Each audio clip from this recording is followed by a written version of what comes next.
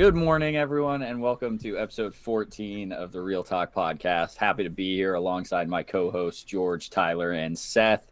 Always a pleasure, fellas. Before we get started, as always, please make sure to subscribe to the YouTube, follow the social medias, Twitter, Instagram, TikTok, do whatever you can. We are really trying to get to 5,000 subscribers on YouTube. It is a slow climb, but we're climbing for sure.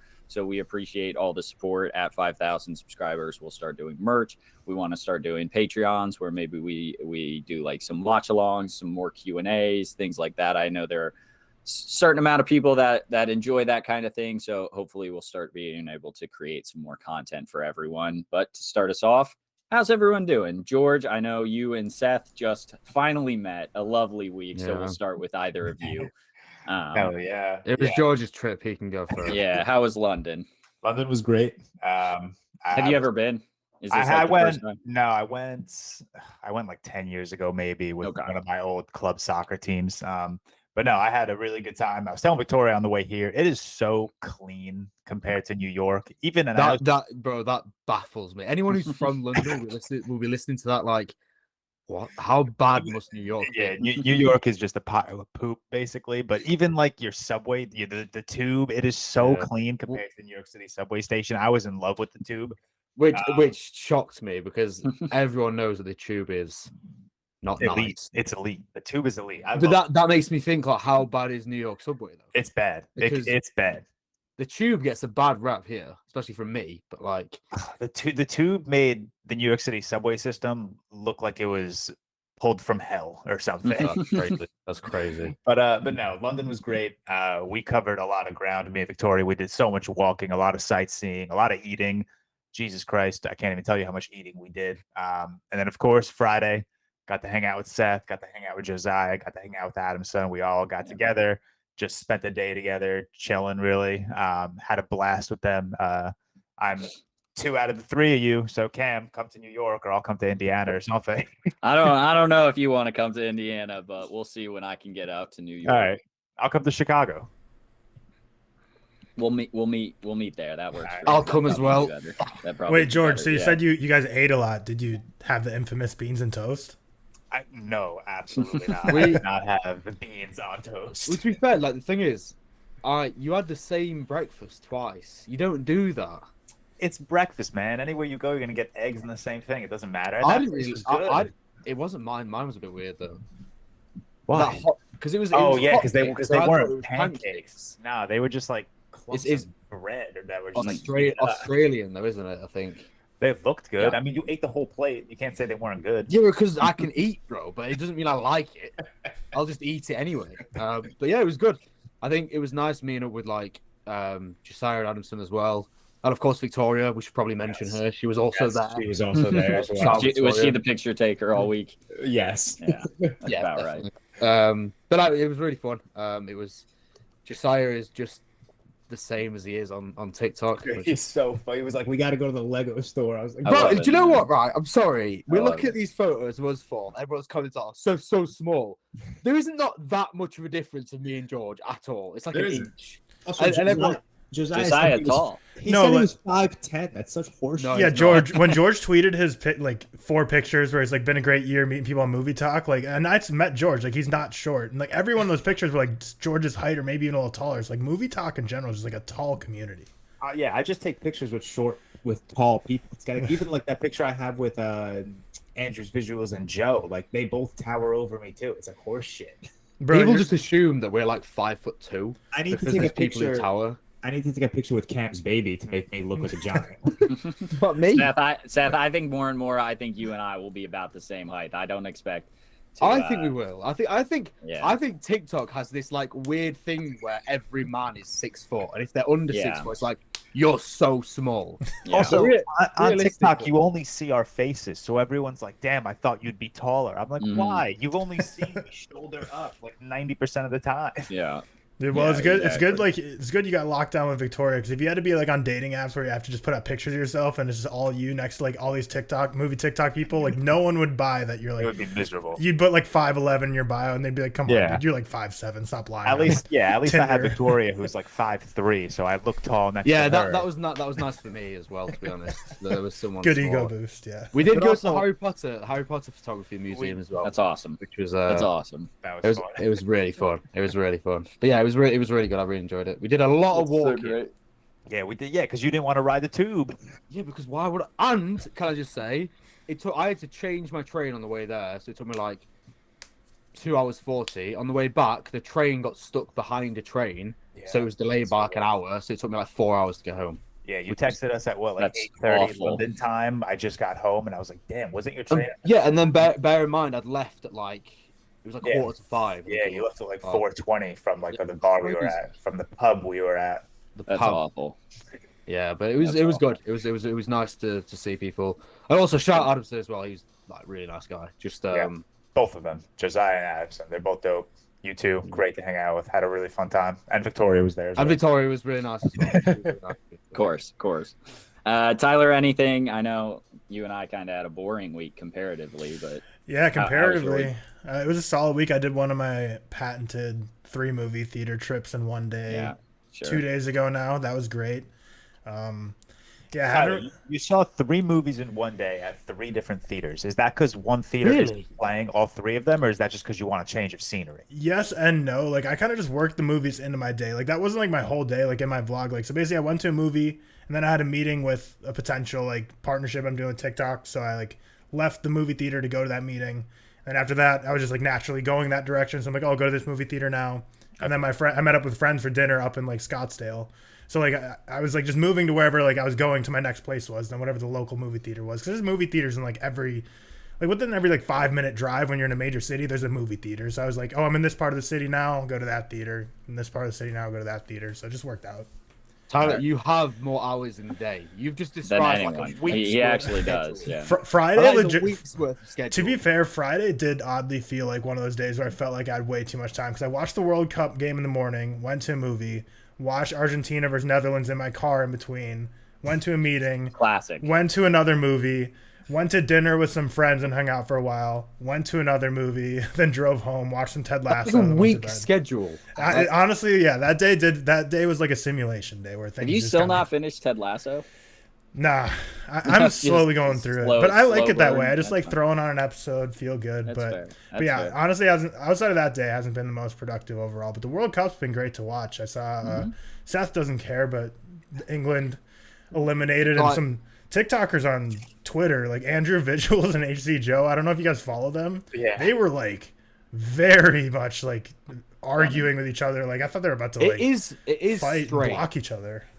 It is strange how. Well, firstly, stop commenting on my TikTok saying like, "Haha, England lost." I don't care. I could not care less. It does not matter to me. But secondly, it's this thing where like, because obviously Andrew's Scottish, isn't he? I believe Andrew Visuals. Yeah. Yeah, he wanted England to lose bad. Well, they'll all like change. They'll put like flags in their bio of like whoever England's facing and stuff like that, and it's like an ongoing thing. And it's the same with people from Liverpool as well, which is really weird. Isn't that Like a lot England? of Scouse guys, yeah, Liverpool is England, and a lot of Scousers don't consider themselves like English, so they won't support England. It's really odd, and they consider themselves separate. So you'll get like Scouse guys. But bear in mind, he's in England, putting like a French flag in their bio and stuff. It's very weird. Football is toxic, like very Oh toxic. yeah. So what Oh, I'm yeah. gathering is Liverpool is the Texas of England, where they're like part of the country, but they're like, no, we're our own thing. We're separate from you guys. Yeah, pretty much. I would say That they Right, tend England to game, stick together. I would be honest. Yeah. that England game was going on while While I was on my flight home, and obviously, half the flight was English people, so every single person was watching it. That was the only live TV channel they had. Of course. Harry Kane scores that first penalty. The plane erupted in applause. The guy behind me let out like the biggest like "Let's go" I've ever heard, and then motherfucker started crying by the end of it. That'd be awesome. me. Yes, yeah. The guy behind me was literally like this for like 20 minutes. That's awesome. Oh man. That's so great. All right, yeah, I don't have anything special to say about my week. Just a week of work. I don't know. Yeah, not doing too much fun things, but this is my last week of work for the year, so this upcoming week. Dang, nice. That's So got some more paternity leave. So shout out having a child, I guess. Yeah, so I'm excited about that. So before we get into like the full episode, have you guys been watching anything of note? Tyler, we'll get to your what I've described as movie mania in the rundown. We'll get to that. But anything else that you guys have been watching of note? Yeah, George, you go first. I was gonna say Sorry. I've actually, even though I was away, I've killed a couple of movies just because I've had long plane rides, so I've watched a ton. I finally watched Thief. Sure. Yeah. Shout out to Seth for the recommendation. I absolutely loved that movie. Marcel the Show with Shoes On, which is I haven't seen that yet. It was, dude. My whole letterbox review was, how does a fake shell with fake shoes and one big dumb fake fucking eye make me cry? It was a really solid movie. It sits just outside my top 10 of the year. I absolutely adored it. Is that not last year? I thought that was last year. Or does it say last year on Letterboxd? It says last year on Letterboxd. I think it's one of those things where it was like released at festivals last year, and then it got the wide release in 2022. And then I've been running through a lot of DC animated universe. So I watched Assault on Arkham and Batman Hush. Assault on Arkham I really enjoyed. Hush not so much, just because I love the Hush comic, and I don't think the movie adapted it as well as other DC animated universe movies because have adapted graphic novels. Don't forget. I don't know if I've seen Hush. Oh yes, and Persona I watched on the plane ride. I'm not going to talk about Persona because I told you, Seth, I need to rewatch it. Yeah, but I delivered something to you. Now you can go back to it. Exactly. That's why I want to rewatch it, because Seth very nicely explained Persona, or at least what was, things I might have missed in Persona. So now that I have that understanding, I want to go back and rewatch it because I did enjoy it. I did give it a 4 out of 5 stars. I think the 2 acting performances hold up incredibly well. But it's one of those things. It's like Get Out. You rewatch Get Out after knowing what's happened, and you get to pick up on very little things here and there. So I'm hoping the same will be done for Persona. A lot of people say after a second watch of Persona, you'll rate it higher. So I might watch it again tonight or tomorrow night. And it's really short as well. Easy to watch. Yeah, it's also 80 minutes. Yeah. All righty. Seth, anything? Yeah, I watched a few good things this week. I watched an Argentinian film the other day called Wild Tales, which came out in 2014. And it's like 6 short films where it explores humans in like extreme distress or discomfort. It's like a dark comedy. It was great. It was funny. It was thought provoking. I can guarantee you all of you would enjoy that. So get that in your watch list. I watched Funny Games, which is like a satire kind of shock value film, which is really, really good. Basically makes a mockery of people who go looking for violence in films, which a lot of us do at times. I watched the original or the remake? I watched the original. Because the remake is actually by Michael Haneke, isn't it? The same director. It's the same guy, yeah. But I don't know why you'd watch the American remake when there's an original. But the original's rated higher, so I haven't seen either. You like the original. It's great. Everyone kept saying when I was running through like my October watches, like add Funny Games to the list. So it's on my watch list. It's been there for a while. It's a film that like it sets itself out to frustrate the viewer by it has this notoriety of like violence and like disturbing content, but then it actually doesn't show anything, and it just frustrates you by like flipping the camera at certain times so you just hear things, and it regularly like breaks the fourth wall and stuff like that. Okay. It's really clever. It's great. And then I also watched Eastern Promises, which is a Cronenberg film. I don't know. I'm just not big on Cronenberg. Like, similar to George. Like I've watched like David Cronenberg. This is. I watched like 6 of his films now. Videodrome has been the best one I've watched. George, same for you? Yeah, I agree, definitely. And then the rest of them have been like between like a 2.5 and a 3.5. I just think they're fine, most of them. I also watched House. This is one for George. If you haven't watched it, you need to watch it. It's a 70s Japanese horror comedy, and it is the most absurd film I've ever seen. It's stupidly good. Like it's just one of those films that's like you feel like you're on some weird psychedelic, like potent, the most potent hallucinogenic the whole time. Like Enter the Void. Oh, worse. Like I'm talking like crazy. And then also watched The Tree of Life, which is like the experimental Terrence Malick film. George, have you seen that? Has anyone seen Tree of Life? No, I haven't. You know what it is though, the Brad Pitt one. Yes. Jessica Chastain. Fucking weird, man. Really, really good, but it's the first half an hour of the film is a shot of evolution, and that's it. It's just an effect shot of evolution. That's the whole first hour. It's crazy. I was watching it, there was like dinosaurs coming up, and I tried to watch a coming of age story, and I've got like dinosaurs. I was like, what the fuck am I watching? But it ended up being really good. But yeah, I've watched a few good things this week. I also watched Home Alone. Shout out Home Alone as well. Got it. The classic. But yeah, I've watched a few good things this week. Pretty good. Tyler, how about you?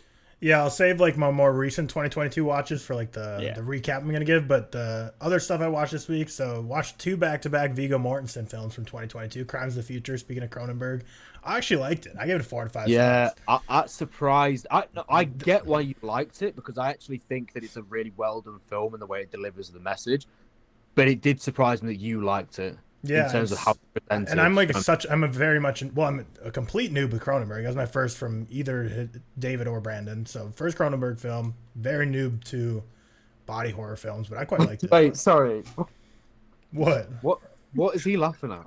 I don't know. Me and Cam are having a conversation on our Google Doc. I wrote pee pee poo poo.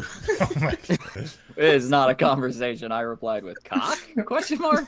Sorry. This is what happens to Matt. Let this be a note to people. Like, this is what happens when you have a kid. I just feel like that's Cam's brain. But yeah, quite like Crimes. I thought I like mispronounced like David Cronenberg or something. I was like, I thought that was who directed it, but no, I quite liked it. Then after that, which I didn't know Viggo Mortensen was in this, 13 Lives, which is the film recreation of, I don't know if you guys remember in 2018 when there was that Thailand boys soccer team that was trapped in those caves. I need to watch that actually. Yeah, it's like, so for example, like another film I watched this week was She Said, where I feel like She Said didn't bring to light anything new that I didn't already know from the news about Harvey Weinstein. Whereas like 13 Lives, there's so much stuff in that rescue that I had no clue of like how they got those kids Colin out. Farrell in as well? It does, yes. Yeah. I need to. I actually. But it's definitely worth the watch because it's not just like a cool historical recount. It's like actually like the way they got the kids out and the methods they use. Like I had no clue of how they use it. And I won't tell you, but it's just like such a metal way of getting kids out, and like just crazy that our medical technology these days and like people are just smart enough to be able to come up with these solutions to get out of these crazy situations. But it's like a 3-hour movie, right? No, I think it was just right at like 2 hours, George, 15 maybe. You add, sorry to interrupt, you add half an hour to every film. Bro, it's the first thing the guy comes up in London, the first thing he says to me, I said, why are you making much Barry Lyndon? It's like a 3.5 hour film. No, Dude, it is. It's 6 hours long. It's a 3-hour film. You add half an hour. 12 hours long. Oh, yeah. Carry on, Tyler. Sorry. Yeah, let's see what else. So I guess I'll give a shout out to Kantaro, which I didn't love. It's an Indian film, but I will shout it out because I got recommended to it from people on Instagram. So then you got recommended a lot on Twitter. Yeah, so then I went on Twitter. I'm like, I've seen these Indian films. Like, give me some more recommendations. And I got literally, well, from the replies plus like DMs I got, not even kidding, probably like 150 Indian films have been recommended to me. So I'm good on those. I have recommendations for days on Indian films. So shout out to everyone who gave me recommendations on those. I'll try to start getting through some of these. Because I do want to be exposed more to that because I can't get enough of like films like RRR that just still is like singed in my brain of just being so epic. And lastly, I watched Twilight last night. So that's all you really need to say about that. Why? Why? I saw that. Did you watch it with yeah, of course. I'm not gonna watch that on my own. I was thinking that when I saw it in your story. I was like, why are you watching this? No, yeah, I'm not just gonna go plop on my couch and watch that solo. But I actually haven't seen the whole series. So I'm sure we'll watch it together. It's like fine. Like I'll watch any movie. And rate Did you it. fix watching the Harry Potter? No. Yeah. So now we're on to Yeah, Twilight. you went through them, didn't you? What did you rate? What was it called? The 13 Lives. What did you rate it? 3.5 stars, but close to 4 stars. Like I quite enjoyed it. I think you'll enjoy it. I feel like it's hard for anyone to watch it and not like it, but I don't think it's like anything amazing. But yeah, all the other movies I watched this week were like very recent 2022 releases, so I'll save that for later in Cam's rundown. But Cam, you watched Home Alone like 4, 5, 7. What have you been watching this week? Yeah, man. Why? Sometimes y'all just think too much. Sometimes you just gotta turn off your brain and watch something stupid. Yeah, you watched the first. Well, so I want to make a top 10 Christmas movies and a bottom 10, and you can't make a bottom 10 if it's going to be the same as your top 10 if you've only seen I didn't know the 10 best. Yeah, I'll make a bottom. I'm kind of a shitty Negative. person on TikTok. I feel like I always have like a bottom list, so I had to watch. I didn't even know Home Alone 4 was a thing, and then in my replies. On my Letterboxd review, they were like, you should watch Home Alone 5. And I'm like, I've seen Home Sweet Home Alone. I mean, I don't think that's a horrible movie, but I don't think it's good. Actually, you know, it's like it's a 1 out of 5 or a 21 out of 100 or something like that. So yeah, it is horrible. It is pretty but, yeah, it's not as Yeah, bad but then as you some have of the given a shit lot I've of half stars. Yeah, exactly. So, but then I realized, and this is my only point, there's a Home Alone holiday heist, and that I'd never heard of this. name still infuriates me just in the fact they're all holiday heists. Like this one specifically is nothing. They are all holiday heists. So fuck you. Also, like it's from 2012, so it's very, you know, it's like the new era of technology. We'll say, like, it's very, parents don't understand. How are you meeting this guy but you've never met him in person? You should go outside. This guy probably grew up to be a fucking Twitch streamer in 2022 and make $10 million a month because of Twitch streaming. Like, fuck off, parents. It's just video games. Like, I don't know. It's very much, you should look outside. You don't have to play video games all day. Shut up. Is Home Alone 4 the one with Scarlett Johansson? No, Home Alone 3 Really? has One's got Scarlett Scarlett Johansson. Johansson? Yeah, Home Alone 3. We've talked about this. Home Alone 3 is the one also that it's like international spies. Who plays the kid? Is he still like? It's not Macaulay Culkin. It's not Macaulay Culkin. I've seen Home Alone 3, and I knew Home Alone 3 was really bad, but I'd never seen 4 and 5. So I had to watch those. Alex D. Linz, he's been in things before. I don't really know who he is by any means.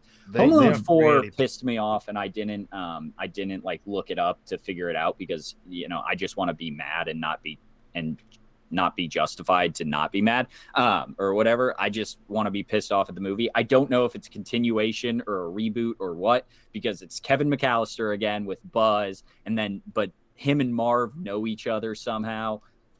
Fuck that. I don't want to know if it's a reboot or a continuation. I just want to be mad about it. Also, the parents are divorced in it. So, and the moral of the story is, hey, if you get divorced, marry the richest woman in history, because it's 2002 and their entire house is automated by like Siri, basically. So it's the richest person ever. And then lastly, I watched Troll. It's a shittier Godzilla from 20. I want to watch that. It's okay. What did you rate it? I gave it it's 57 out of 100, 3 out of 5. Yeah. And then also I watched It's a Wonderful Life because I claimed I'd never seen it. You had it rated. I had it rated. You watched it last year. Yeah, and then I was told I apparently watched it with my family last year. I didn't have it rated like on my spreadsheet, but I had it on letter. I don't know. So okay, that's what I don't get, because you really just recently went through your spreadsheet and put everything into Letterboxd from your spreadsheet. So how can it be on Letterboxd but not on your spreadsheet? I think I'm just an idiot, man. We're not supposed to get Cam though anymore, are we? Yeah, I think he just does things. I just do. I just exist, man. Yes. Yeah. So I watched it again. I'll say it's still a great movie, even though like I don't even know if I've seen it before, but apparently I have. And then both Pinocchio and Emancipation, but we'll get to those. So moving on to the actual episode, we've got a lot of good things. Like I said, a couple movie reviews, specifically Emancipation and Pinocchio, as well as Tyler's movie mania. We'll go through some trailers we got this week. Not a huge week in trailers, but some. Big week for DC news. We will definitely cover the DC news. Not as much Star Wars and Marvel, so the nerd news is a little meh. But castings, there's been some news. We've got some. And then today's draft will be the 5 best streaming original movies, due to both Pinocchio and Emancipation being a primarily streaming service movie. Of course, this may be another like shitty my draft where there's leeway and yeah, people are gonna, I just try to come up with some fun ideas and people always bend the rules, but these are going to be primarily streaming originals. Obvious, like Netflix now is releasing things a week in theaters. Apple TV Plus released Emancipation in theaters for a week. They're still streaming movies, in my opinion. Tyler came up with the clarification of if it's produced by the streaming service, so like Netflix, Hulu, Amazon, and then like Apple TV Plus. So that's our show. I don't think it'll take too long, but maybe it will. Who knows? Let's words. Yeah, let's just see what happens. Starting off, Tyler, movie mania. Yeah, I'll whip through these pretty quick. So run through. I've seen 4 movies this week that have all been released within the past like month or so. First, I'll go with She Said. Kind of briefly mentioned it. This movie's fine. It's like a 3 out of 5 stars. It obviously covers a very important topic, but it just very much feels like a 2-hour just like Spark Notes version. I guess people, I don't know if you don't know what Spark Notes is, but it's like a 2-hour just like quick highlights, like not really diving deeply into it, just kind of very surface level. Doesn't really seem to go for like a deeper narrative. It just seems to just a quick recounting of all the events, and the acting performances are all fine, nothing bad, nothing great. I'm interested to see what the Academy is going to do with this one, because I know some people are saying it might get nominated for Best Picture and might get nominated for other things just simply because of the message, and I feel like Hollywood might try to do some BS where they're like, sorry for all our mistakes, let's nominate the movie about it. It's quite rich, isn't it, coming from Hollywood? That's the part I had the biggest issue with. Like, I would have loved to see a documentary about this, because it happened like just a few years ago. Like, everyone who was the investigative reporters still very much with us, so like I would rather see like a documentary. So again, 3 out of 5. It's very much surface level, nothing bad, nothing great. Then I saw White Noise in theaters, which will be on Netflix December 20th or something. It's in like a week or two. It'll be on Netflix. It's by Noah Baumbach, who did Marriage Story. It stars Adam Driver and Greta Gerwig. I went in this movie completely blind, like never saw the trailer, didn't even know what genre it was, like had no clue about anything. I enjoyed it. It's very quirky, very weird, very different. It's like I guess the main genre I'd say is like a dark comedy, but there's drama to it and there's sci-fi elements for sure. It's kind of like an apocalyptic type movie. It's kind of split into thirds, and each third is very different. I think you guys will find it interesting. I feel like you'll all probably land around like a 3.5 out of 5. I feel like he tries to go through a lot of themes here, and a lot of it kind of just falls flat, but it's interesting. It's very different for sure, but I was looking. Yeah, go ahead. It's only got a 3.3, which is like decent, but like everyone who I follow who's seen it has given it a 4 or a 4.5.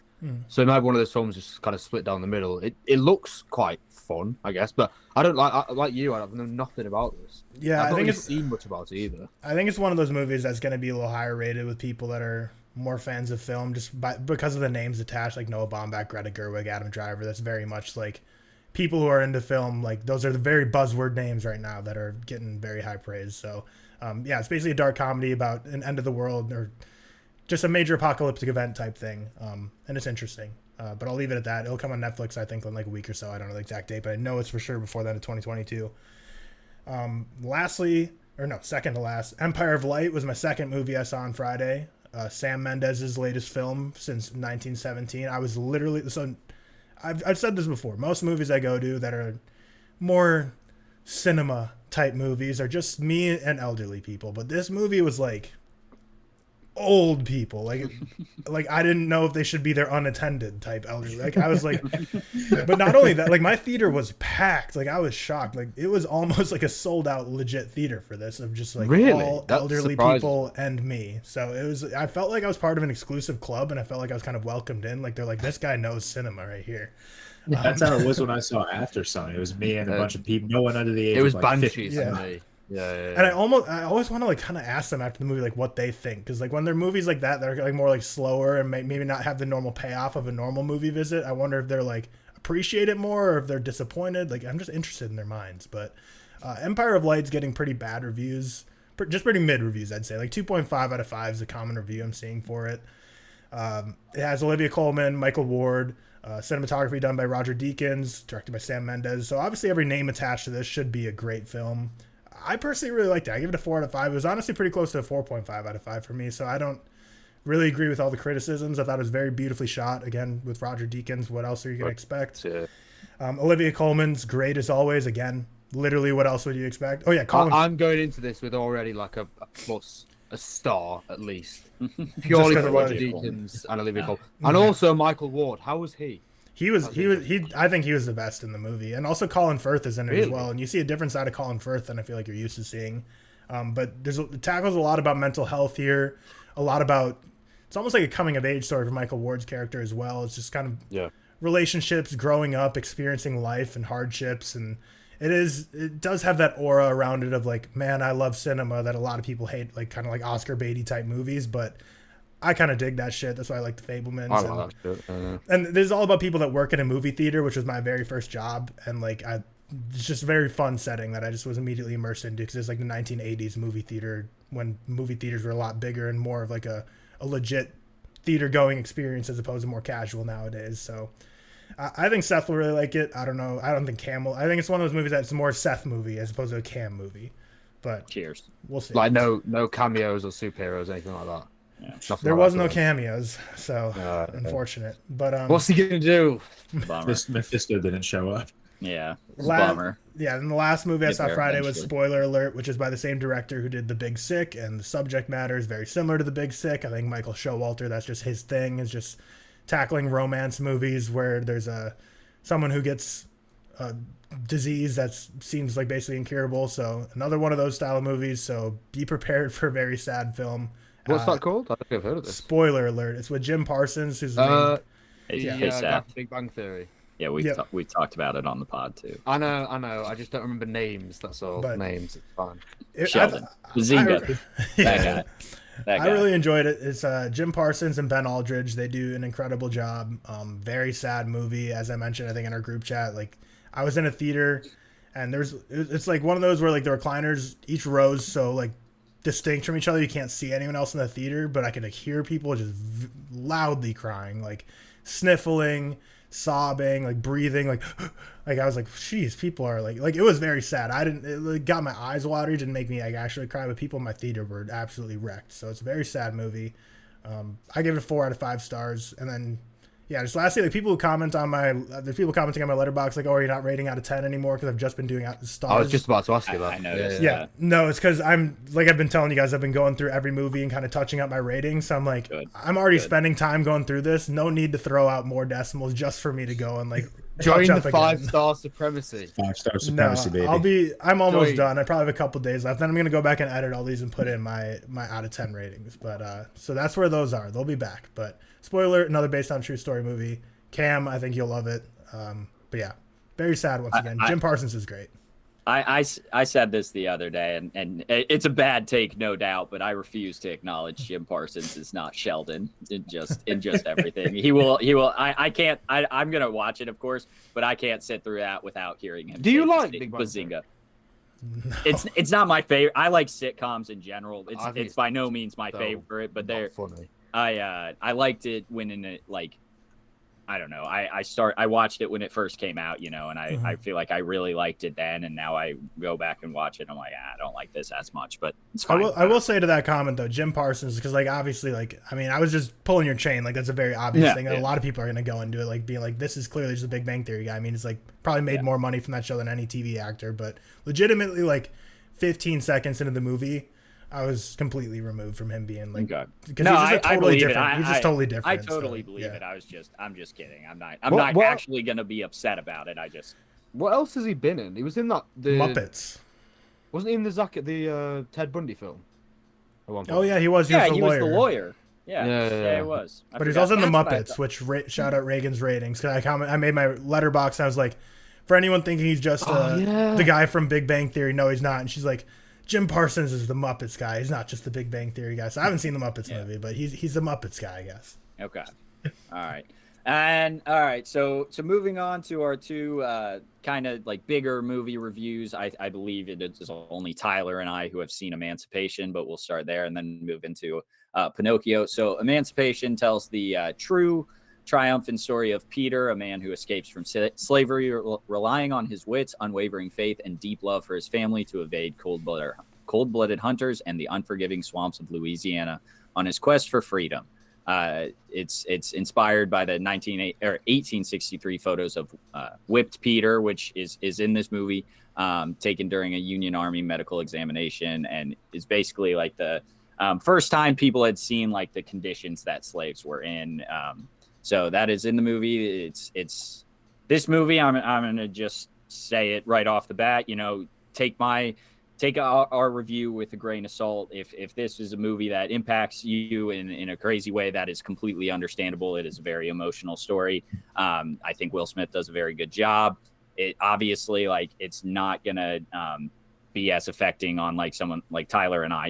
Like this is not a story that is. Like it's very important to know about, but some people may be more affected by it than others. I just want to say, like, you can take our review with a grain of salt all you want. That is totally fine. People should take all our reviews with a grain of salt. Yeah, exactly. I'm just saying right off the bat. Mm-hmm. that being said, we'll do no spoilers as George and Seth have not seen it. I gave this movie a 63 out of 100, 3 out of 5 stars. Like I said, I think Will Smith does a very, very good job, and that's kind of it. I think this movie has a poor script behind it. I don't think like Ben Foster, who I love, is necessarily great. I think he's there and he does his job, and that's about it. And the rest of the cast is kind of, again, they're kind of just there, and I don't think they do an amazing job per se, but they're serviceable. I think this movie could have been I don't know. It feels like it didn't have a whole lot of substance to it. It necessarily. I don't know if I love Anton Fuqua as a director. I like Training Day. I don't. Justice for the like guilty. Dogs. Justice for the guilty. God, the Facts. guilty not good. sucks, It man. does not. You're so Oh Watch the my original. God. Watch the Oh original. my god, so good. All right, that's beside the point. That movie.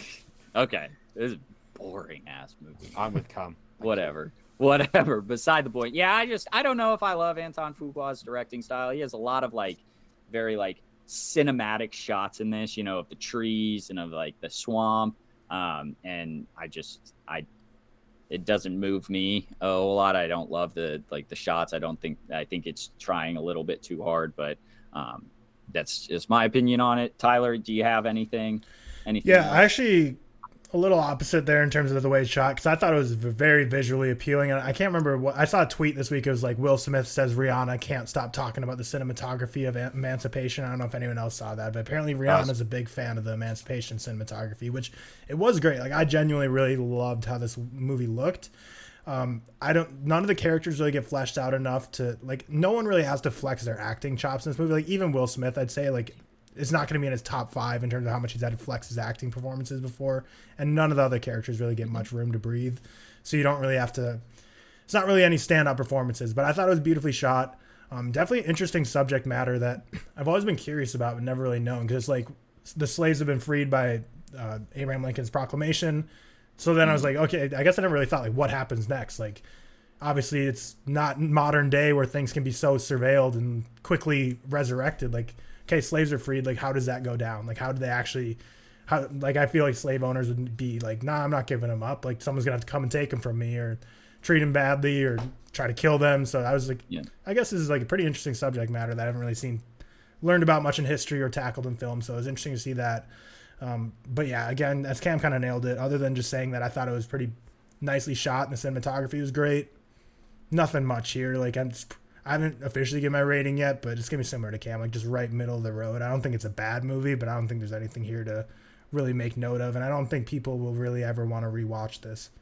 Not because it's hard to watch or anything, but just because, I don't know, there's just nothing here, really. We also talked about this earlier in the week, not necessarily about the movie per se, but fuck you if you go on IMDb and review bomb this. This and is like one of the most alert, reviewed bombed I've ever seen. Like, spoiler alert was reviewed bomb, but Emancipation's like one of the most I've ever seen. It's just, we were talking about it, and it's hard to get, like, people go on these sites and actually look to see if they, like, want to watch a movie, And 5.4 on IMDb is genuinely a very bad score, because IMDb, like, it doesn't peak higher than, like, a 9.3, but then it's, like, It's very really hard. weird. It's like very hard to get below. Go like below, it's like a 6. Yeah. So if you don't know, like, understand how IMDb like works in that, you might see a 5.4, if you understand how IMDb works, like a 5.4 is very, very, very low. And it's, if you look at the distribution of the graph, like of reviews, it's so annoying, man. It's like which it's just like not. I don't know. Just it's clearly people review bomb. Like 63% of this movie is like a half star or something. But it just sucks because there is truly so many people in this world. Which I'm not saying it's a bad thing that will like, oh, I want to watch this movie. What's the IMDb score? Oof, 5.3. Nah, like we'll find something else to watch. I'm definitely guilty of doing that in the past. Same, so yeah, 100%. And like 99 times out of 100, when I look at an IMDb score, I don't click on it to like look at the distribution. I just look at the score and take it as face value. So like I think spoiler alert right now is around like a 6.1. So it's just like really disappointing because like so many people are just gonna not watch these movies just because of review bombs. Just so stupid. And it's just, I feel like it's getting more rampant these days too. Yeah. Yeah, but I didn't write anything down for either of these movies, to be completely honest with you. I just kind of watched them. And I'm going to watch it. I'm a little Yeah. disappointed because I think the subject matter sounded really interesting. It sounded like they could have done a lot with this. And when I started to see the reviews come out, obviously, again, make your own opinion, watch things yourself, form your own opinion, of course. But inevitably, if you're going to see a film with, fairly bad reviews, you are going to go into it with a little bit of lower expectations. Of course you are. But like when we talked about this on the podcast, whenever, probably a few months ago now, the actual subject matter sounded really interesting to me because it's not something I've seen covered before, like Tyler said. It does disappoint me a little bit that they didn't like delve into it a little bit more, and there was like not much substance, I guess. But yeah, I guess I'll watch it, but I'm not really expecting too much, given what not just you two have said, but most of the people on Letterboxd anyway. I will also say for me, and I don't know if this is a stupid take or not.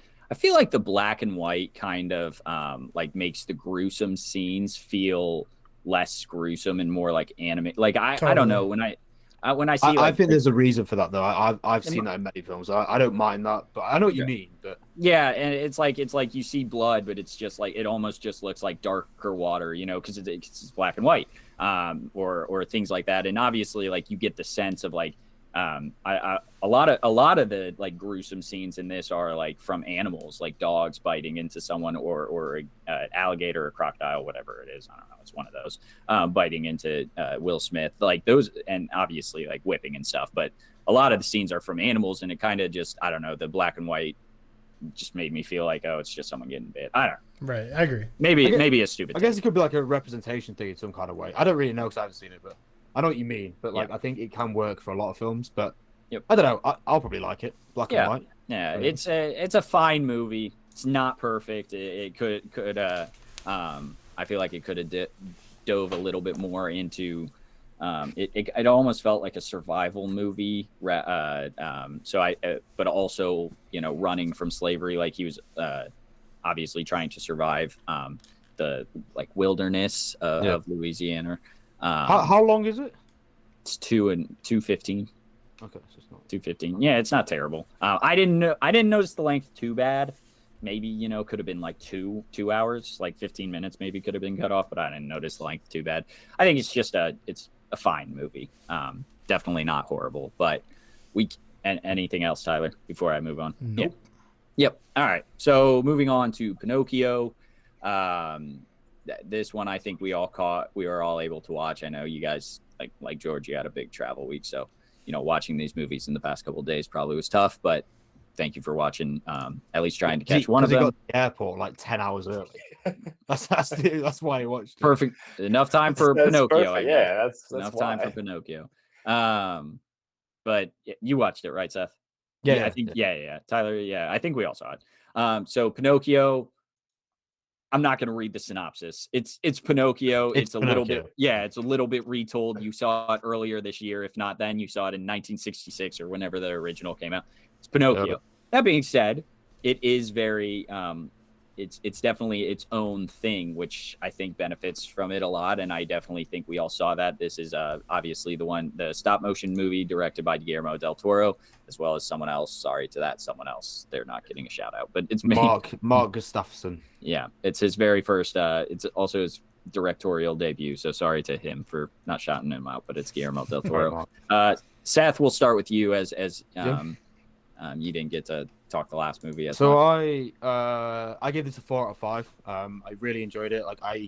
In terms of Pinocchio adaptations, we've obviously had a lot. I mean, we had the Disney one, which was, horrendous in every single way, awful. I think this was really interesting. I think it kind of was like almost an old-fashioned whimsical animation style, and it has a lot to say for itself as well. And I like that there is kind of a dark, there is dark aspects of the material that they didn't shy away from using. They took risks in some of the scenes and thematically as well.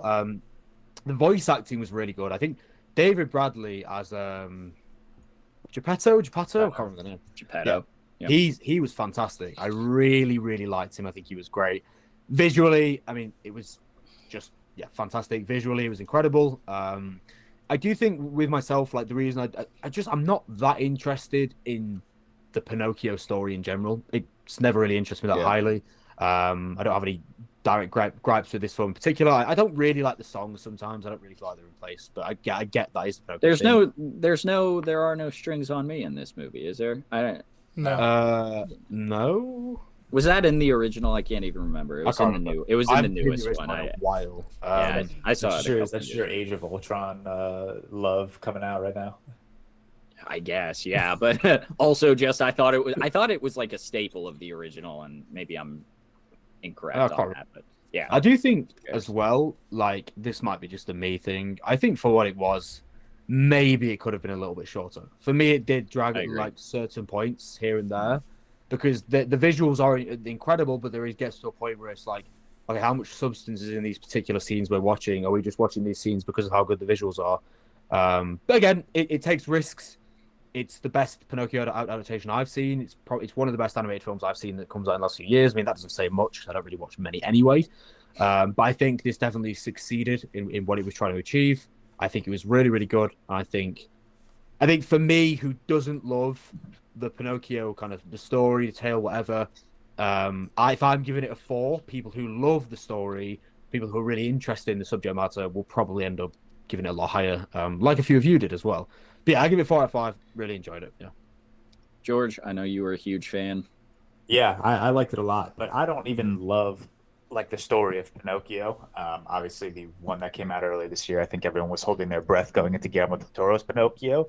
But I just love that he kind of like took like classic Pinocchio lore and just kind of expanded on it. He added fascist ideologies, which kind of added this adult layer to this film, which I really enjoyed. There's that famous Guillermo del Toro tweet or quote that's going around where he says animation is not a genre, it's a medium, and it can be for adults.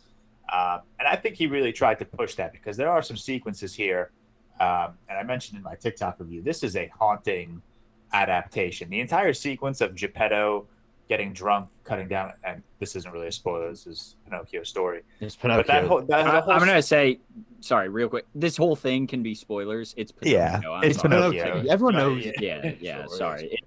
But the entire sequence of Geppetto like getting drunk, creating Pinocchio, and then even to the next day where Pinocchio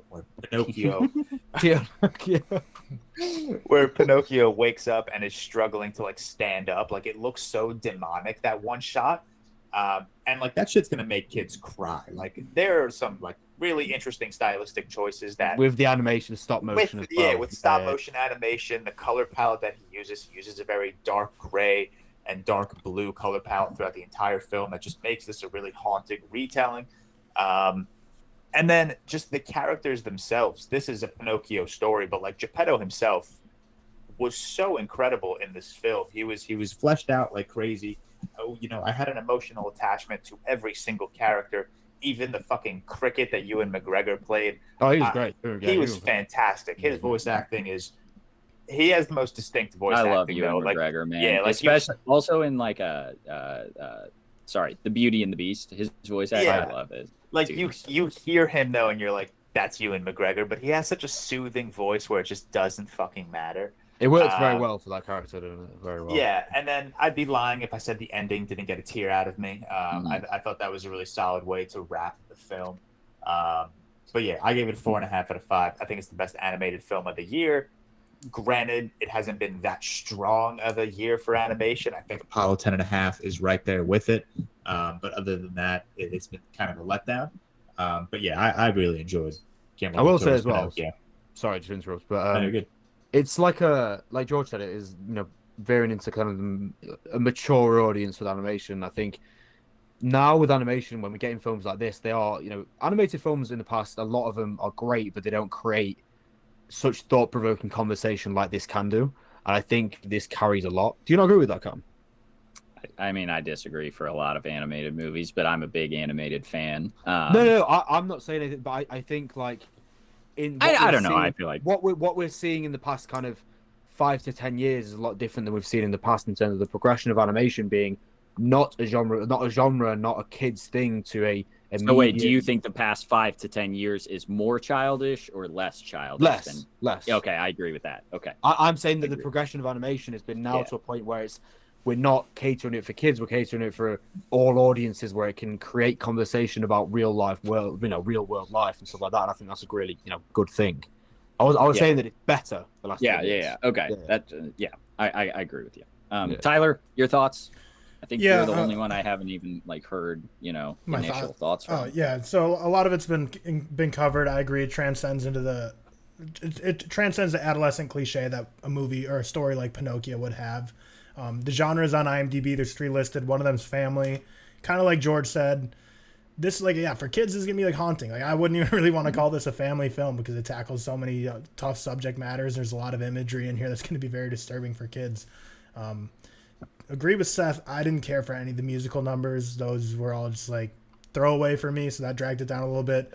That's what holds it back for me. I agree with that completely. I thought I was going to be the only one who was against that. No, I almost rolled my eyes every time that it started because I was this is so good. And then that just kind of took me out of the moment a little bit every time. Dragged a little bit in the movie. Also, I think both of you mentioned. If I were Pinocchio, I would have lied 1 or 2 more times inside the whale just to solidify that bridge that you're climbing across. I feel just one more lie would have made it a lot easier. And then, overall, I thought it was very, very good. The voice acting was solid. Stacked cast for anyone who's out there who's watched it and just hasn't realized who all the people were voicing were. Definitely go check out who the cast was to make sure you can see who everyone who was voicing those were, because it's pretty crazy.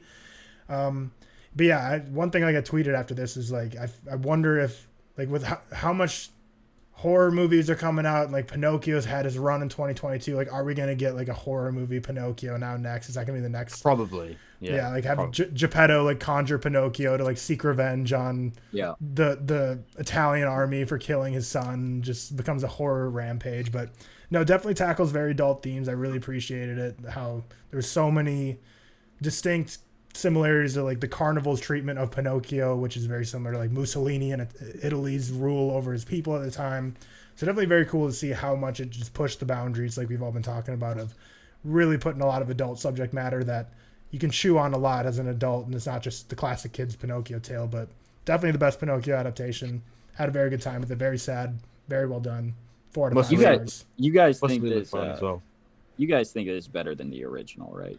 Yeah. Okay. I didn't know when you say best adaptation. I didn't know if you meant from the book or from the original. I've never read the fucking book. I think I have the original 3.5 maybe. I saw 3.5 the original, somewhere around that. I watched it a couple of years ago. Haven't came back to it. I don't want to keep beating a dead horse and saying the same exact thing you guys say. I have it an 87 out of 100. I think it's one of the best of the year. 4.5 out of 5. Do you know where it landed for you in your yearly? Yeah, I have it. Give me 3.5 seconds, but I'll while I do that, I'll say the 2 things that brought it down for me is the runtime. I think that it struggles a little bit runtime wise. I don't think it needed to be that long. It's also 2:15, right? It's 2:15. Mm-hmm. No, I think it's just over 2, is it? Yeah, it's 2:10 or something like that. It could have been 1:50. Was it 1:45, 1:50? Just under 2. It's 117 minutes. In fact, it was a little bit longer on Netflix, but the credits were 10 minutes long. Okay, maybe the credits were 1:54. I see online. Yeah, whatever. I think it could have been 1:45.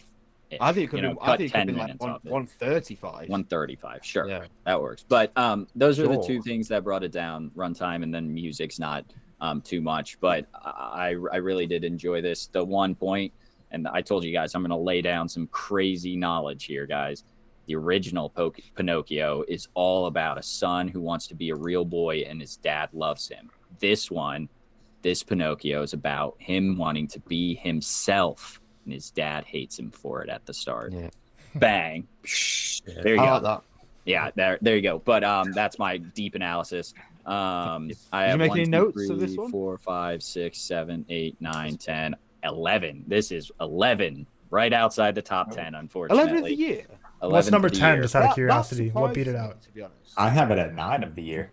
What is number 10 on the count of 3? Wow. So you only have, but I thought you had a lot more films rated.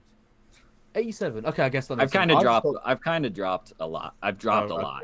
Every time I put one in, I drop them because I don't want to keep everything getting bunched up, which maybe isn't fair to the movie, but I don't care. I was thinking you and George would probably have it because you've watched a lot, especially Cam. You watched a lot. Actually, no, Cam, you watched terrible films. What George, movie? especially. George. I'm about to name the movies higher. That like which one of these? Obviously, Everything Everywhere All at Once, After Sun, The Banshees, The Batman, RRR, Top Gun Maverick.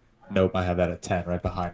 Okay. I have Top and Gun then Maverick this one I five. know for sure you don't have. Black Panther: Wakanda Forever. I still have up there. The Northman. Higher than No, I have Pinocchio. I have Pinocchio above the Northman. You have Higher than Pinocchio above. Pinocchio? Wow. Yeah. Watcher, George.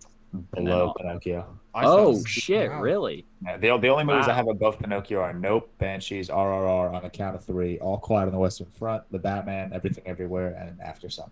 Okay. And then And then- my last one's On the Count of Three. Yeah, and then right below that is Top Gun Maverick, Marcel the Shell, and Watcher. No, wow. I thought Wait, you'd have Watcher. Did you higher say for Banshees sure. there as well? Yeah, Yes. above Pinocchio. Okay. Yeah. No, I don't have any notes for this one, but I do have, and it doesn't need to be that long of a review, but I do have a nice little segment I'm calling, "Hey, here's some fun trivia." So, hey, here's some fun trivia. Similarly to the original Disney movie, The Terrible Dogfish had an adaptation of a villainous role where they're actually trying to eat Pinocchio, unlike the newest Disney adaptation where it just accidentally eats them, I believe. Hey, here's some fun trivia. Also similar to the original. There's not a lot of fun trivia this week, I'm going to be honest. A lot of callbacks to the original movie. But Pinocchio lies to get out of the dogfish, and most importantly, declaring that he hates his father. So very emotional. I have a lot of these, but I'm not going to read through. I'll get a fun one. This is Mark Gustafson's directorial debut. Count Volpe, I believe it's pronounced. The Fox character in Italian is Italian for Fox. Volpe is. There's a little fun fact. And then this is the first animated film directed by Guillermo del Toro. It's the longest stop motion animated film. And this is Ron Perlman's 8th collaboration with Guillermo del Toro. So, hey, there's your fun facts. Who the Thank fuck you, is Tom. Ron Perlman? Let me. I forget. I knew last night, but I forgot. Podesta. Oh. Yeah. What's This is known? 8th collaboration. Oh, okay. Yeah, doesn't matter. Yeah, cool. Interesting. That's all I have for y'all. It's like we said, it's Pinocchio but better. That's all it is. Yeah, You know, it's that's- a very good Pinocchio. It's a better beautiful. adaptation. Exactly. Looks great. But yeah, so we'll move on to some news, most importantly nerd news, and in sorry. My bad. Trailers. To which I'm gonna be honest with y'all. I said when I was making this, I said I'll watch these trailers the morning of.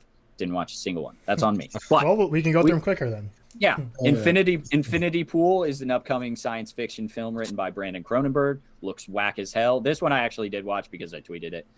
Stars Mia Goth and Alexander Skarsgård. This family's so weird, man. Doesn't look like a movie for me. You know, it's just They're just the Cronenbergs. They're so odd, aren't they? Yeah. Like yeah. I watched it. I was like, this is so weird. I think he might have a case of being weirder than his dad eventually, and that Probably, is man. some. Dude, they're both so. But There's do you gotta know what? be. Like, You know how are they intelligent say. filmmakers. It's weird films, Do you know how they but they're say like intelligent filmmakers as well. inbred children are just fucked up? I'm starting to think that like the Cronenbergs have like some long lost cousins that like some like just had, cult thing. just had babies with each other, and then these are the offspring. Yeah, this is their I'll brain. definitely. I will say, Mia Goth is just from the trailer. It seems like she's acting her ass off in this movie. She is so goddamn good. Yeah. Sure. I do. You know, I do like Alexander Skarsgård as well. I think I've he'll only be seen one Cronenberg movie now, and that was just this week, Crimes of the Future. I'm 1 for 1 with enjoying it, so I'm officially a crone great. Yeah, head. you need to. So go I'm now for more. excited for Infinity Crony. Pool. I'm Crony. officially a crony, and I How don't know. have The you trailer seen looked it? great. I'm a fan. I don't Have know you if seen I've any, ever seen David a Cronenberg. Let's see out. I would love a cam reaction to like a. What should I- Fly? Yeah. Oh, video Oh, drill. fi- With What's the stomach? see? Bro, whenever that comes on, I'm like, Ever seen a Cronenberg? Doesn't seem like a guy I'd enjoy. No, What you should know. be okay as a new 1 out of 1, 100% enjoying crone head man now? Who should be my next? What should be my next watch? The Video Fly? Drum. Videodrome. Video- Me and George don't love Cronenberg, and I think Videodrome's great. I I have it at a 4 to 5. I have it at 4 or I thought 5. it was great. I think Fly is probably second best as well. But then, have you seen Crash yet, George? The one about the people who get in car accidents, and then because they've got in car accidents, it revives their kind of sexual pleasures with their partners and cars, and it's really. It was. Do you remember that video? Do you remember that video I sent you? No. I sent you a video in the chat, and it was them two like in bed, and they were talking to each other. I'm not sure if you remember. And I'm not even gonna say it on the podcast. They were saying some fucking weird shit. Oh, do you remember? Like, yeah. What you were? And I was like, that's like a cult classic. But I'd love you to watch Crash, Tyler. Your reaction to that Sounds was good. Well, I'm a But Cronehead video now, game, so I'm sure I'll love it as a lifelong Cronehead. No, you'll hate it. You'll hate it. That's a guarantee. But yeah, Video Joke next, definitely. That's my favorite anyway. Sounds I'd good. say. Alrighty. Moving on, The Pale Blue Eye, starring Christian Bale. This is the telling of Edgar Allan Poe's life, I believe. Again, I didn't watch this trailer, but I saw that Dudley's in it from little Harry Potter. I don't know if I've ever. I'm looking at his filmography, and I've seen the Devil All the old Time. card. He was in Devil All the Time. Was That's he? original. Yeah. People say that he and Anya Taylor-Joy should have kids so that their babies have the perfect, like, distant eyes. Have you ever seen that? His eyes are very close. Yeah, and I just That's terrible. very spread apart. Oh, he looks Really? good. He's lost some I've weight. never noticed that. Yeah, they kind of are. This is 2 back-to-back movies of Christian Bale trying to solve a mystery. Also, it's Yeah. also 2 back-to-back movies with not very good reviews to start off. Is it not not really, getting good does it? reviews? No, it's got 3.1 on Letterboxd or 2.2. So far, I'm and that's, so like, excited down. for it. I'm still excited for it. I'm excited Yeah, for it. I mean, it's I think Christian it'll be Bale. Amsterdam. Again, I think it'll be boring. Anything Christian does, I'll Yeah. Gillian Anderson's in it though, and she's good.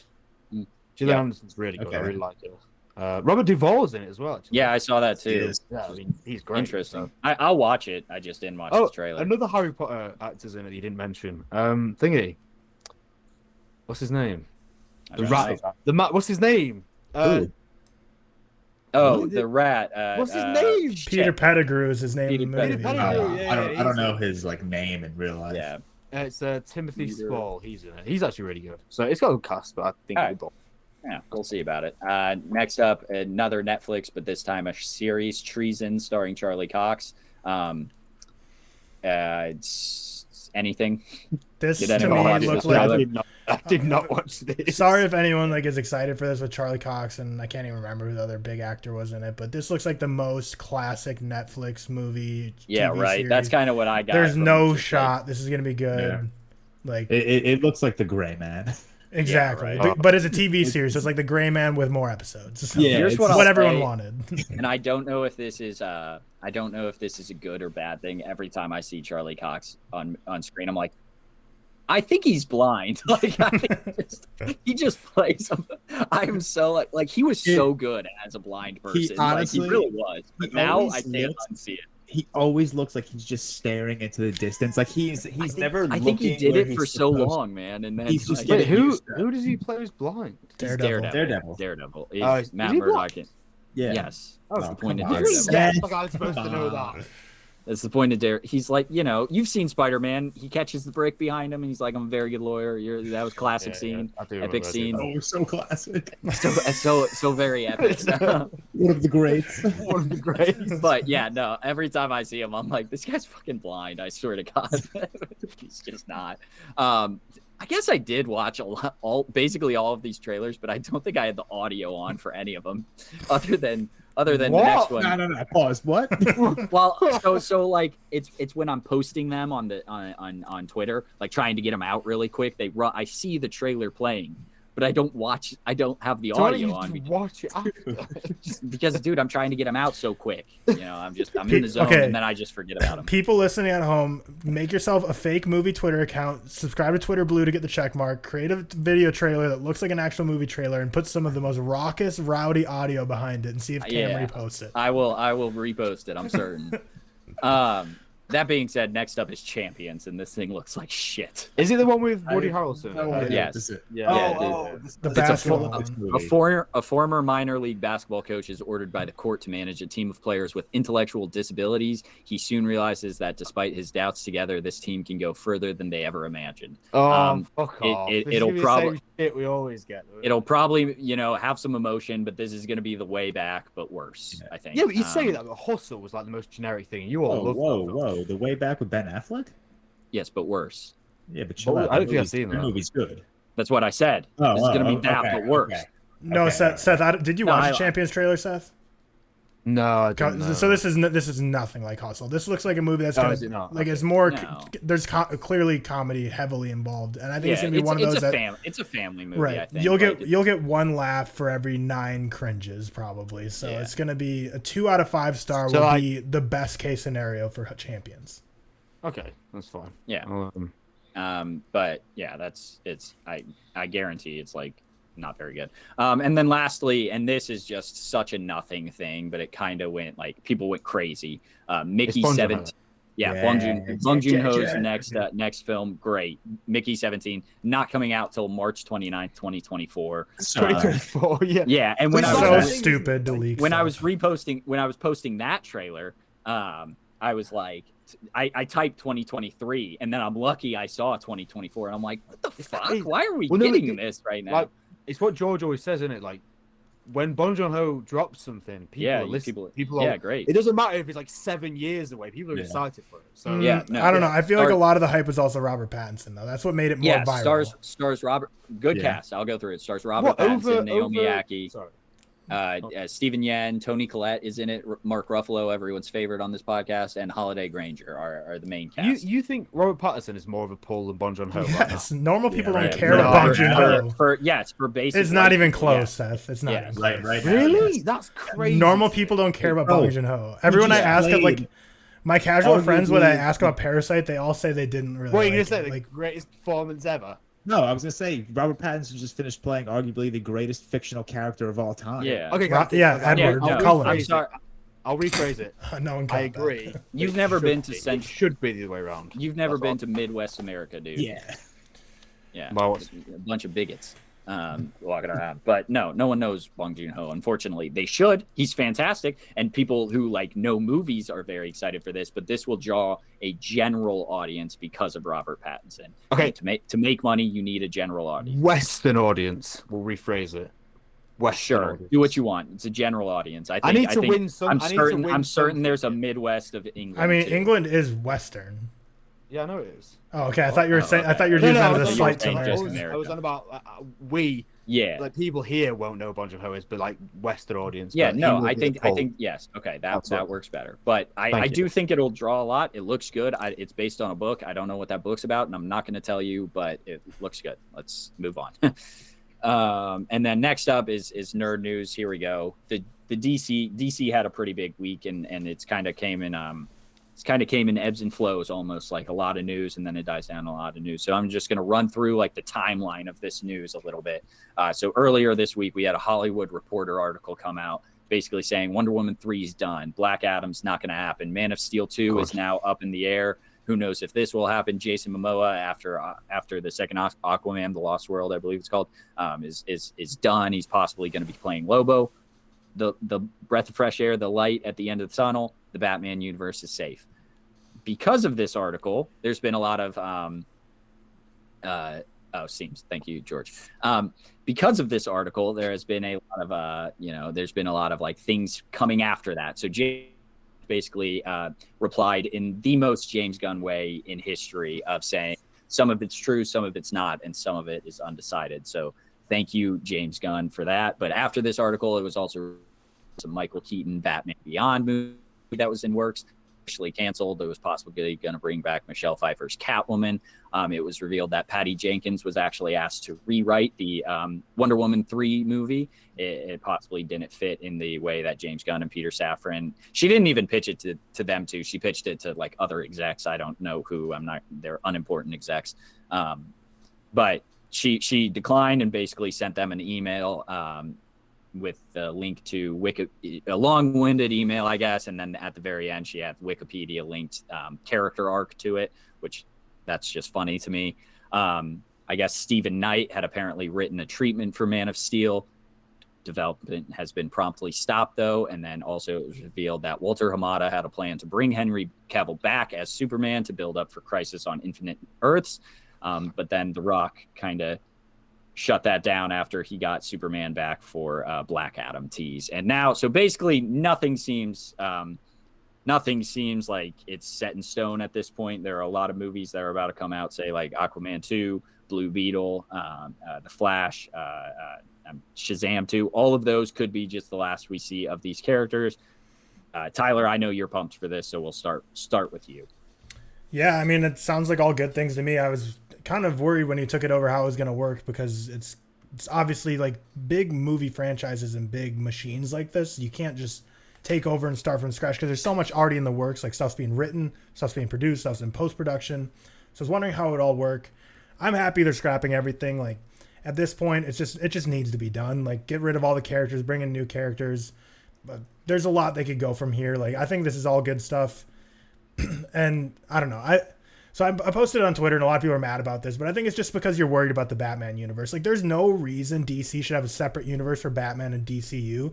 And the only reason people say they should be separate is just because, don't want it to bring down the Batman. The Batman has so much to explore. But from like a franchise standpoint, like there should not be two Batmans. That is just idiotic for a franchise to do. I love the Batman universe, and I want that to be fleshed out to its own thing. But either the Batman's its own thing, there should not be two Batmans. Either it's his own thing and the Justice League goes on without Batman, or you merge the two. I think it's dumb to have them separate. Cam, the only reason you're saying that is because you want more Batman content. You don't want them merged. That's not true. No, okay, maybe it is because I do want more content. I think George agrees with this. I don't want to see Robert Pattinson with the Justice League. That doesn't mean, though, I don't want to see Batman with the Justice League. And I'm totally fine with both, because I will also say I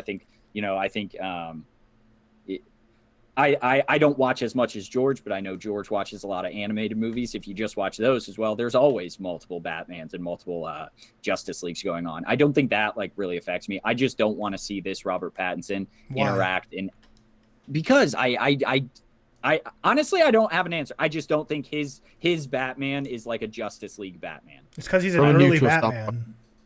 From a neutral standpoint, I don't either. I'd rather. I agree with that last point, Cam. I don't think Robert Pattinson's Batman fits a Justice League necessarily. Yeah. And I know it's a year two Batman, so he has room to grow and develop into that Justice League Batman. But the Batman is significantly more grounded than I think the direction the DCU is headed, especially if they're headed towards Crisis on Infinite Earths. Robert Pattinson's Batman will not mesh well. Do you not think that would sorry, George, carry on. No, you're good. No, go. I was just gonna say, do you not think that would if they mesh the two, do you not think that would turn away a lot of the population like myself, who's really interested in the Batman universe but doesn't really care about the Justice League and stuff like that, just because it's not in my interests? I personally feel like that will turn a lot of people away from enjoying it as much, because it won't be that similar thing. I just think if you add Robert Pattinson's Batman into the DCU, I think that's just going to turn out to be a ton of wasted potential, because I don't think that Matt Reeves would have a lot of creative control. There's so much more to explore within just that. Yeah, and he's already established that this is a very grounded retelling of Batman's story. He has a plan. He's going to carry that plan out. I don't think tossing a Superman into Matt Reeves' Batman universe is an absolute necessity. What I will say to that, or to just this point in general, I don't want two Batman movies going on, I guess. So I don't want I just want Batman to be in the Justice League. If they make a Justice League movie, I want it to have Batman, but I don't want them to make a Batman movie in this DCU universe. So you don't want it to be Robert Pattinson, you want it to be a different person, is that what you're saying? Yeah. But do you see what I'm saying? I don't want two Batman movies. I want the Robert Pattinson's universe, and then in the DCU, they can do a Justice League where they have Batman in it.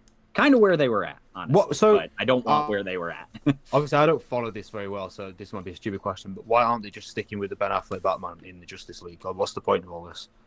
I don't really understand it. I don't get it. They want a clean slate. They want to... But why? They have so much baggage with these characters. They have so much baggage. This is what I don't get.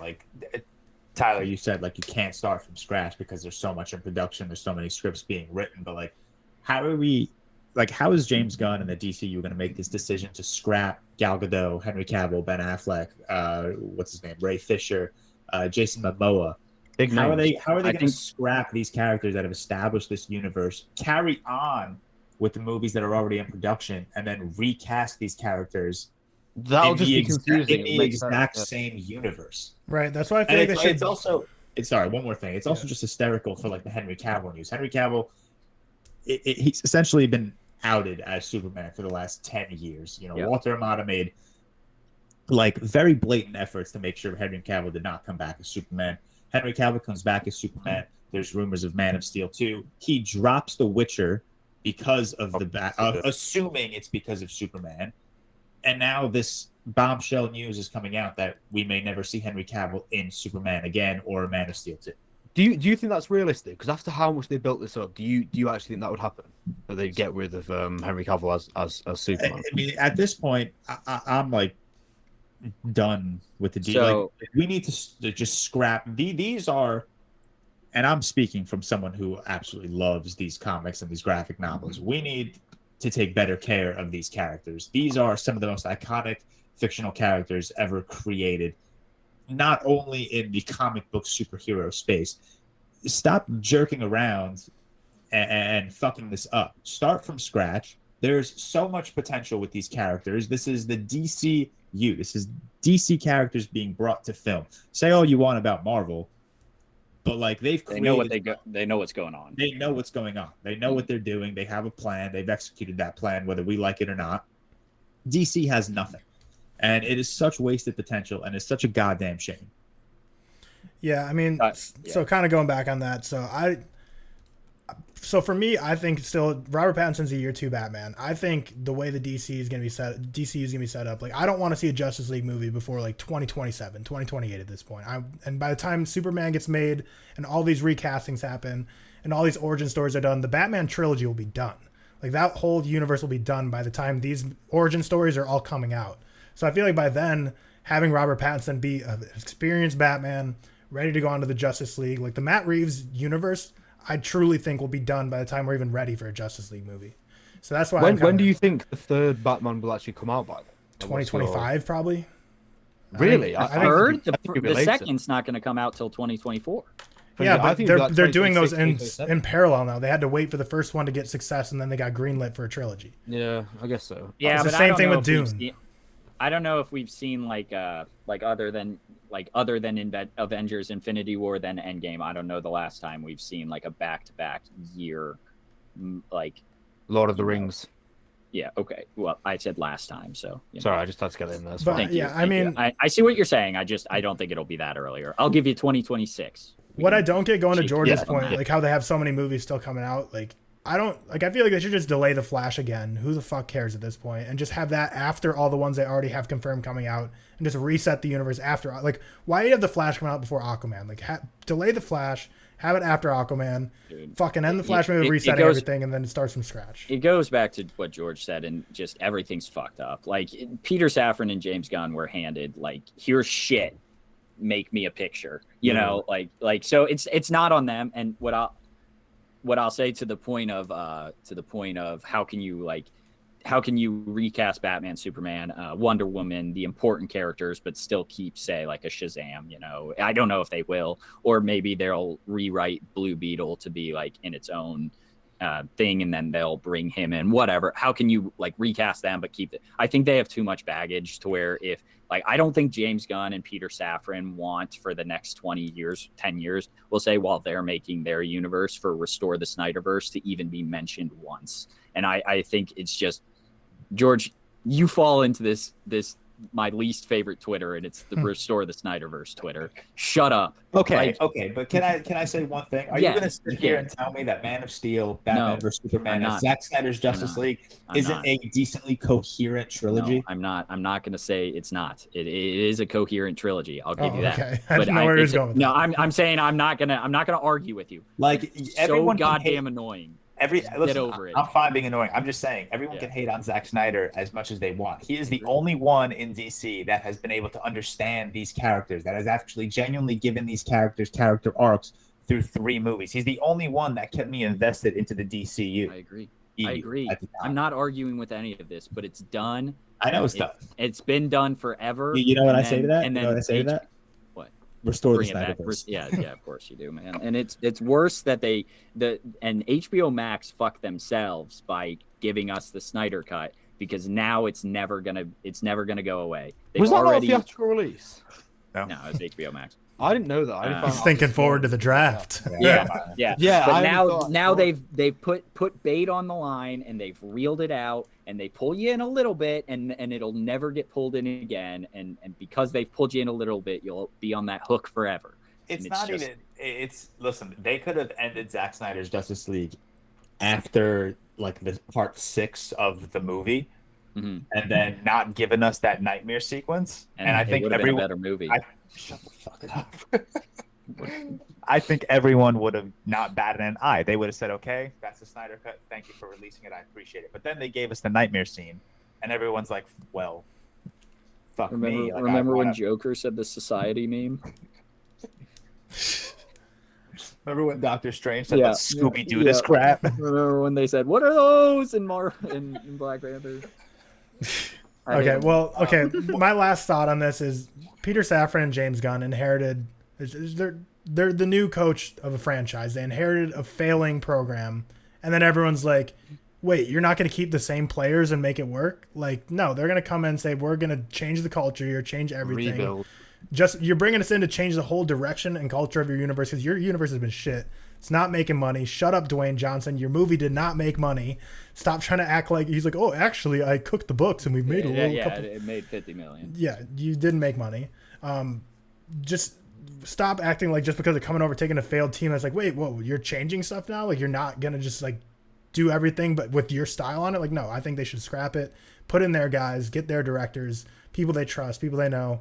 And what isn't it like this upcoming week they have to present their official presentation to Warner Brothers? So I'm excited to see what that entails. I don't know how public that presentation is going to be, but is it like a legit thing, or is it more like an internal executive meeting? I think it's internal. It'll probably be internal. It'll probably be a while till we know what's going on. Yeah. I think it'll be like after what's the last one that's confirmed, like not including Blue Beetle, because they can still maybe make that their own thing. But I think Shazam 2, no, Aquaman 2, right? I don't know. Who Both are 2. Both yeah, whichever one is last, I think maybe we'll know more about it after that one. And what is funny is like this is the first time on Twitter I've ever seen someone tweeting at James Gunn like the same thing that I always see athletes get tweeted at, where they're like, athletes all the time would just be like tweeting normal stuff about their day, and people be like, "Why are you tweeting? You should be practicing." Like James Gunn will be tweeting, people will be like, "Hey James, I think you should be spending this time planning the DC universe and get off Twitter." It's like, shut the fuck up. Like, I did see like a fake tweet that was like his wife got cast as Wonder Woman. That would just, or his fiance. That would just be very funny. Very. Can I say one more thing? We can move on after if we want. Who the fuck does Patty Jenkins think she is? She made one of the worst superhero movies of all time, and now she thinks she has the audacity to like walk away because she didn't want to rewrite the script for Wonder Woman 3. I don't know. I thought that was kind of funny. It's kind of it was Patty Jenkins. Kind of a fuck you. I don't want to be here. Yeah, anymore. she directed the 2 Wonder Woman movies. The second one being legitimately one of the worst films I've ever seen. Oh, God, that's a high price. That's like bad on you if you haven't seen anything worse than that. I said. I mean, that's a cum thing to say. Listen, I have it at a 2 out of 5 or whatever, like a 40 out of 100. But there's a lot worse. You see like 1,000 films. Yeah, it doesn't matter. All I'll say to it is, like I said, they got handed shit, and I think it's good that they're trying. You know, at the very least, I respect that they're trying. Yeah, at the very least, they're not just like, just going to go with the motions of what DC's been. And I hope they make a change for the better. We'll see in 10 years if that's true or not. They need to commit. They haven't commit to either starting from scratch and recasting everyone or continuing with what we have and trying to salvage.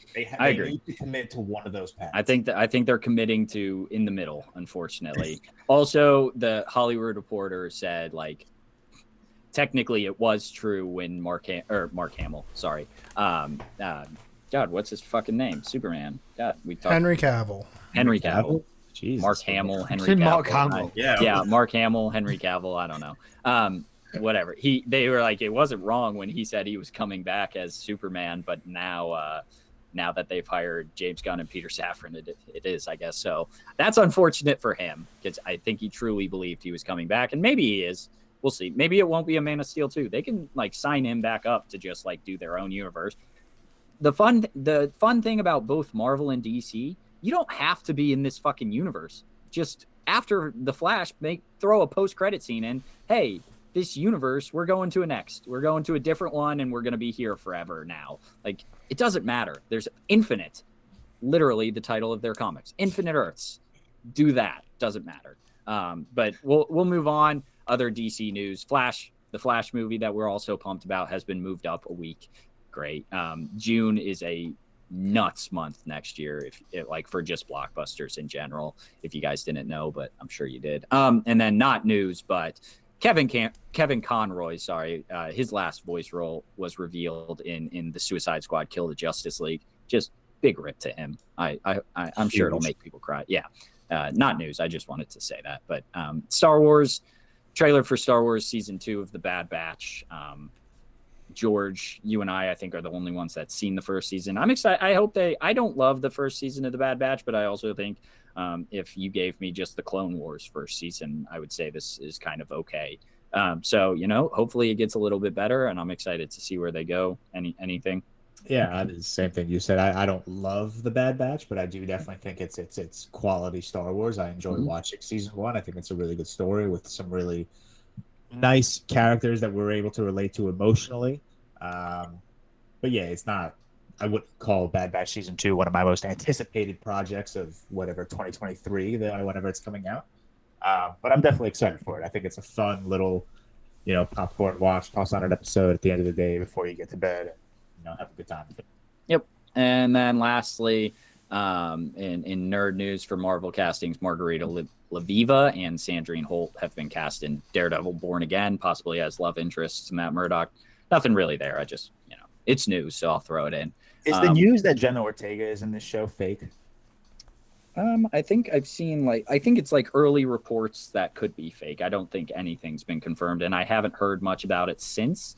What she cast as is it? It's not Elektra. That would be a weird thing. She's too young for Charlie Cox, but it's I don't know. It's some other. I'm sure it's a cat type superhero because early comic books are super sexist and only make women cats, but it's beside the point. Castings, we'll go Daniel Craig cast in Luca Guadagnino's next film Queer. Don't know anything about it. Can we just I just want George to pronounce the name. I love hearing him say Luca's name. Yeah, so can we just do it? I tried to get it. Cam, you did a 9 out of 10, but I just need the 10 out of 10 quick. You just don't do it, bro. Let me restart this. Casting news, as Cam said. Daniel Craig cast in Luca Guadagnino's next film, Queer. Wow. I think I had it just as well. You did great, Cam. You did great. And then Matt Damon and Casey Affleck back together, cast in The Investigators, an Apple TV Plus series directed by Doug Liman, or Lyman, whatever you want to Instigators, say. not investigators. Oh, thank you. Instigators. Maybe I spelled that wrong, or maybe that's what it's called. I don't remember, honestly, but we're not going to check now. And then lastly, Wes Anderson's next film, Asteroid City, cast revealed. Banger as always. Crazy. He gets the craziest cast. It's so nuts to me. So here's the thing: half of them are the same as every movie he does. There's a few standard. So Margot Robbie, Tom Hanks, Scarlett Johansson, Jeffrey Wright, Tilda Swinton, Bryan Cranston, Edward Norton, Adrian Brody, Maya Hawke, Steve Carell, Hong Cho, Willem Dafoe, and Tony Ravioli. Yeah,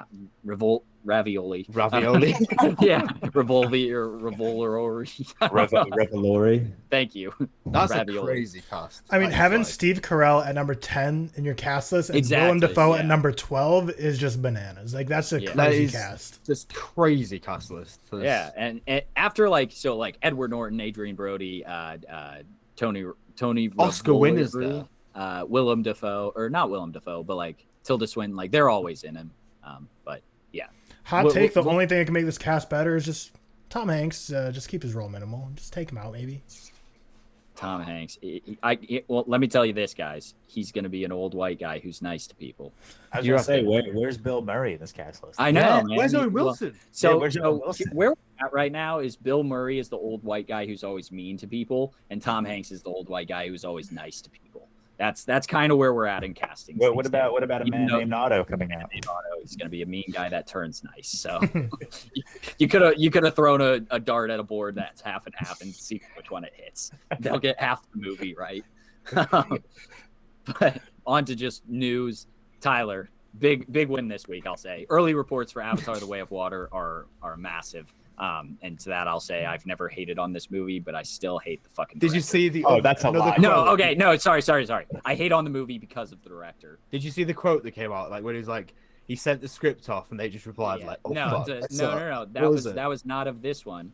That was of Avatar 4, and it's just another. Yes, it's another jackass comment. Okay, do you have that same energy for the Duffer Brothers, where like they sent their last screen of Stranger Things 5, and the studio was they like, don't do wow, it every day. I don't even know they don't do it every day. That's the difference. And also, Tyler, to your reply, I said, what's James Cameron is still a jackass, and you said, I bet you hate celebrating touchdown dances. What I hate, no, I don't hate celebrating touchdown dances.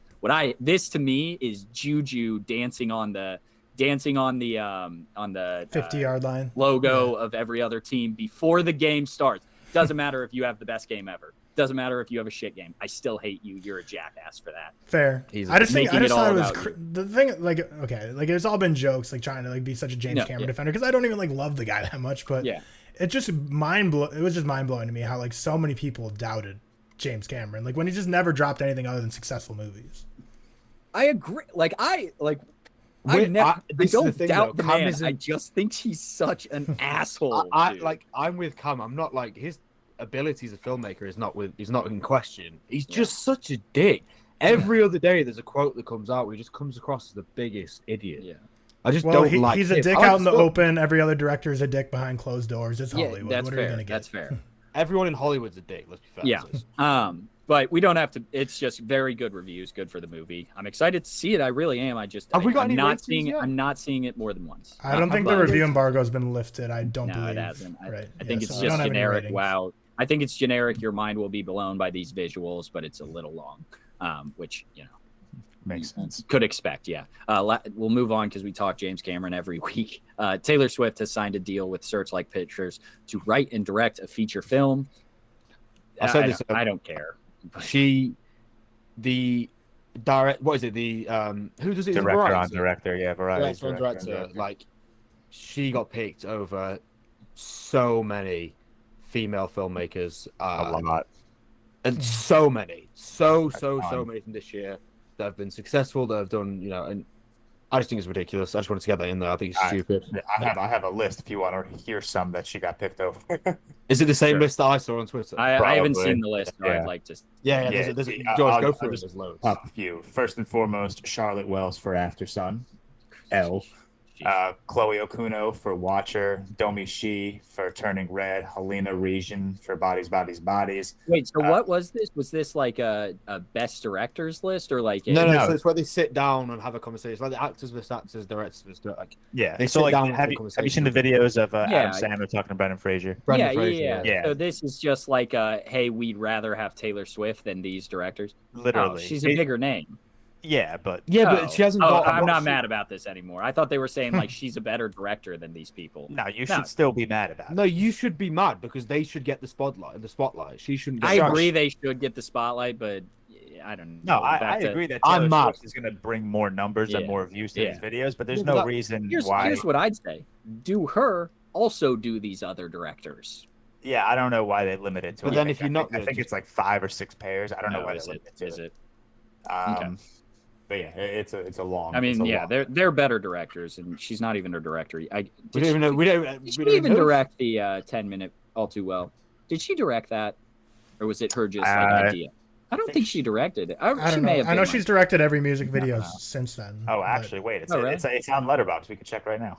Is it really? Yeah. It's kind of nuts. Well, I will say, my wife, huge Taylor Swift fan, amped for this. Directed by Taylor Swift.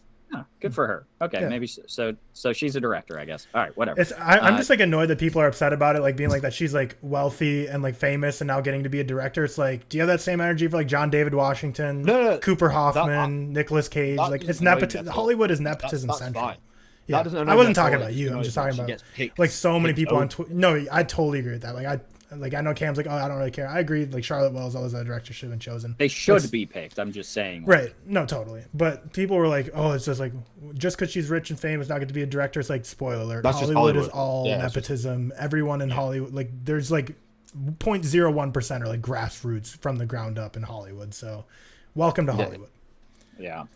Next, this news like is so nothing to me, but I think George replied to I it don't excited. care either. Jackie Chan confirms Rush Hour 4 is in the works. I don't I'm care. so excited. First off, start off with a quick hot take. The Rush Hour trilogy greater than Bad Boys trilogy. I don't think I've seen. Wow, the Rush Hour really? trilogy. With That's- In ease. fairness, George, I refuse to watch Bad Boys 3 because I I don't think I've watch- seen the third. Yeah, The, I the, don't the Rush first Hour. two are great. I will Yeah, not the have first two. one is great. The second No, one the is second one's funny, man. But I serves a rewatch the first Rush Hour at least like 4 times a year. I Really? fucking It is love funny.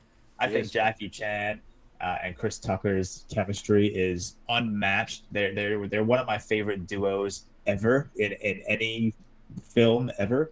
I'm not expecting nothing from Rush Hour 4. I'm expecting a 2 out of 5, a 2.5 out of 5. Yeah. But I'm still so excited just to see them back together on screen again. Well, it's going to be so much fun. Would you have their chemistry over Martin Lawrence and Will Smith? Yeah. Really? With ease. With Really? ease. That surprises me. That surprises Alright. me. I Yeah. love Rush Hour. I'm just skipping past that after this. Taron Egerton teaming back up with the Blackbird creators for a series called Firebug for Apple TV Plus. George, I think I have seen Blackbird, and I know you have. Good show. I'm excited, but Fantastic show. yeah, really good. Solid show. I would put Taron up there. And even who played the psychotic guy from Paul Walter from Hauser. Churchill? Paul Paul Walter Walter Hauser. They King. need Emmy nominations. Dude, he was He was so disgusting, so creepy but and so good. but so good. Yeah, exactly. Yeah. Yeah, I don't have anything to say, limited but series I'm of excited. music. Yeah, I don't know anything about Firebug, but I love Blackbird. It had a Sorry. description that I. Do you know just didn't Taron Egerton? I didn't realize he was like in his mid-30s almost. He still Yeah. strikes Yeah. me as a young actor. That's weird. I still think he's up and I think coming. I don't think he like started acting till like 20. Not like started acting. I'm sure he was in small things, but I'm guessing Early like 20s, Kingsman mid-20s, was yeah. around like 25 Yeah. probably. 2014 maybe. Yeah. And then next, Amazon developing a series adaptation of Stephen King's The Dark Tower. he just will don't- hate this. Just don't make it as shitty as the movie, and it should be okay. That's nothing. But that's all the news I got. Anything else that I missed that you guys like know off the top of your head? Crazy news. Now moving on to the draft, which I'm excited for because I've seen movies. Seth, unfortunately, this doesn't seem like your wheelhouse, man. In fairness, though, we do get like a lot less streaming services than you guys. So You do. A lot of them are You just... do. To be fair, the ones you don't get are the ones that make shitty movies that I'm Yeah, no, certain we will I've got a not pick. list.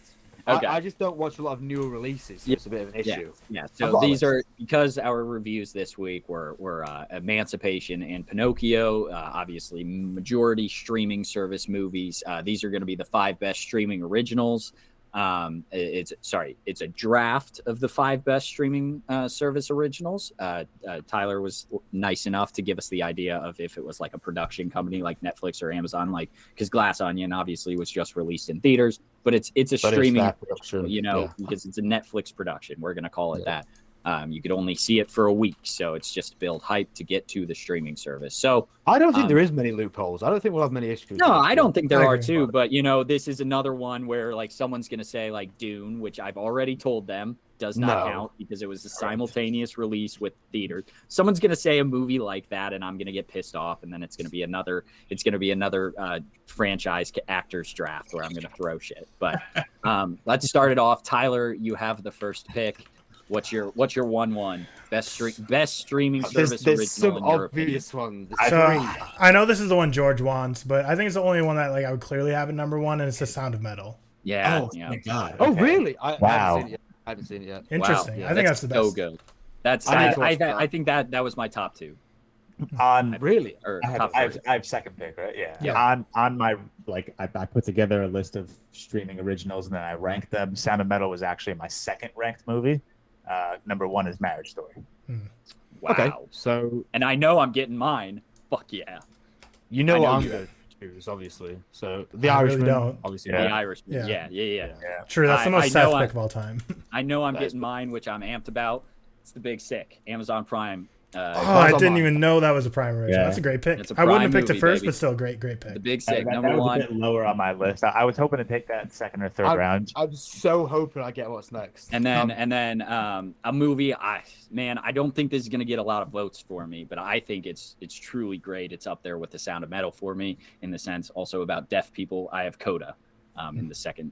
Nice, pick. yeah. I think that's the best movie of last year. Most acclaimed deserving of all best time. picture wins I've ever seen. Shut Nope. up! You Best have an movie- original yeah, you- take. Just Yeah, one. best So movie of great. last year. Oh, Fuck you. stop it! It's a It's 3.5 easily the number out of one movie last No. year. 3.5 It's out such of a 5. joke, man. Better than Marriage Story. Oh, Continue. you're so. Oh, no way did you just say Oh that. no, it's absolutely better than Marriage Yeah. Story. Yeah. Oh my Yeah. God, you guys are so- bitch. Coda's the most overrated. Coda is now one of the most overrated movies of all time with ease. I was gonna With ease. Okay. I'm gonna go Continue. for Sorry, Seth, are you up? Manchester by the Sea. Damn you. Yep. I there was no way I was getting it, but it's a good movie. What? I didn't even have it on my list. What streaming service is Prime. that? It's Prime. Prime, dude. Prime is I'm not gonna a say sneaky that's originals. Yeah, Prime does. All right. Fuck all of you. I don't care. It's not the best movie on my list. We knew it was coming. But fuck you. I don't care. I'm taking Zack Snyder's Justice League. Yep. You Very fair. I don't care. I know, have- I can't even I spell it. I haven't even seen it. completely So- forgot. that I movie. want everyone to know that I have 11 films ranked above it on my streaming list. So it's not. I don't have it ranked 2, just so everyone knows. Mhm. But fuck you. I don't care. It'll get I'm- votes. It'll get I'm votes. going that in was order. that I'm was going such a in huge order. event. I'm going in I'm also picking movies that I think will get me votes this week because I Mhm. don't think my top couple I'm not going to name them, but I don't think those will get me votes. So I'm Right. not- I totally agree. I'm last going for week- votes. I'm not going for my favorites. Last week was Yeah. the first week I didn't even podium. So I need. Oh, yeah. Oh yeah. Last week, Yeah. That was official crazy. results: Tyler won, me Yeah. second, Seth third, and then George the first time. Did I end up third? Yeah, You did. First Yeah. time I got last. So I need a bounce back. That's why I took Zack Snyder's Justice League. I think that'll get me some votes. Yeah, that'll definitely Yeah. get votes. That will. The 2 spot, I'll go Palm Springs. Damn you. And Damn then you. the 3 spot is Glass Onion. Man, I- that'll get you votes. I don't Oh, know. I know. Glass Onion's interesting because I will say, yeah, that you didn't like that film very much, did you? You just that's This is vote a choice. draft We'll for get votes, We'll get baby. you votes. Yeah, that's a vote No. choice. yeah, it's on my list, but that's a I just that's didn't a like bit it high. enough. That's a bit high. That's a bit high. I don't think Coda will get me votes in all honesty, but I needed it. No, I'm- it shouldn't get you I'm votes so- because it's Should. an overrated movie. It's so fucking good. You're nuts. You're nuts. I'm sorry. It's okay. It's Good okay. movie. I It's like okay. the movie. I know. The Keep best going. picture. Come on. Number Dune- one. It was the best of Dune last came out year. last year. You can tell me Coda's better. Yes. It is. Yeah. Yes. It was my number one of last year. We were talking about this gentleman earlier, and I'm going to take one of his films, and that is Bong Joon-ho's Okja. Yep. I didn't Yeah, know. I haven't watched that yet. I definitely wasn't gonna take that by any means. I don't even have that movie rated. I think I watched it when it came out, but it's a good movie. There's a movie on here that I'll be shocked if Cam doesn't get. I'm obviously not going to say what it is, but there's just one that I feel like has to be a Cam pick. But Seth's I think I know what it is, and I'm picking it 4 if it I gets. to also me. think I know what it is. Yeah, Seth is not gonna take it, so I mean, he might. I'm just gonna go for Pinocchio. There you go. okay. Topical, relevant, recent. Yeah. Nice. Yeah. Recent. It's going to be in a lot of people's minds. I'm looking at a lot of movies, and I have movies higher than some of these, on. But I'm gonna take. Shit, this isn't gonna get me votes, but it's very good in my opinion. Just go. I'm for gonna it. take it. I'm gonna Choose what take you it. like. Yeah, I don't care. I'm taking The Harder They Fall from last year. Also, Such a good movie. so good, man. That on That those. that was snubbed. That That didn't get was, nominated, yeah, right? it's better than Coda. It's better than The Power of the Dog. It's not better than For Coda. sure. It is better. The Harder They Fall was great from last year. And then 4th, Tyler, is this the movie you thought I'd take? It's a very me movie. I'm taking Klaus. No. Not what I felt. I haven't Netflix seen. I've heard it's really good. underrated Christmas movie. So It's damn rated. good. That's Oh, rated. Maybe on the 5 pick, I you're didn't getting the see one it I'm till thinking last of. year, But so that's why I call it underrated. That's really highly rated on like Letterboxd and stuff. I think. Yeah, I Wow. think it's great. Is it me? yes. Yeah. Yes, sir. Back to you. This is like where it gets a bit tricky. I'm gonna go for the Trial of Chicago 7. Good pick. Was I that knew yours? George wanted that. I didn't want literally- that. I didn't want that. literally So my I'm next cool with it. fucking I'm stop. cool with it. All It's a good right. movie. Then I'm going to take what I thought Cam would take. Sorry, hold on. I'm trying to edit this. And I'm truly stunned Cam hasn't taken this. Soul. That's not what I was Bro, thinking was either. Disney That was on my. Plus. I didn't know that was an Fuck, original. man. That was Disney Plus. I didn't truly thought that's where you were going with that one I'm pick. surprised you didn't go for that, Cam. I'm Yeah. really surprised you didn't go for that. I can't believe you overlooked that. Cam is stunned. Yeah, for those of you not watching and just listening, Cam's face is blasphemous. I forgot that was Disney Plus, man. Yeah, I can't believe you forgot that. I didn't even Google Disney Plus releases. I think that's a crazy 4th round steal. I really thought you were you're going to take that one or That two. would have been my. I That would have thought been that's one or still- two. I thought that'd be your Yeah. highest one. I think I have it just the same rating as. No, I think it's lower than Big Sick, but All right. So I got my last 2 picks. Oh yeah, 4th and 5th. I'll go Tick Tick Boom at 4. Oh, my God. You what? Fuck all of you. And then my last pick. I'm just debating between 2. I don't know. There's one I want, but I don't know if they'll get votes. But also this one, I don't know if they'll get votes. I'll go Don't Look Up. Oh, not what I thought you were going for.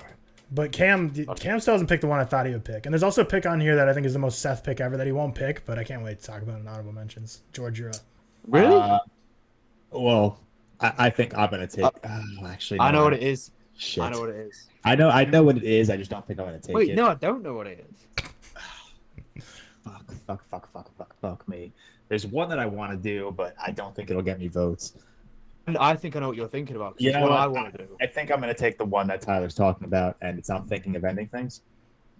So that was my next pick, which is kind Sorry. that's disappointing, man. That's disappointing. I'm sorry. We're definitely yeah, at but the then point. again, a lot of people hate that film.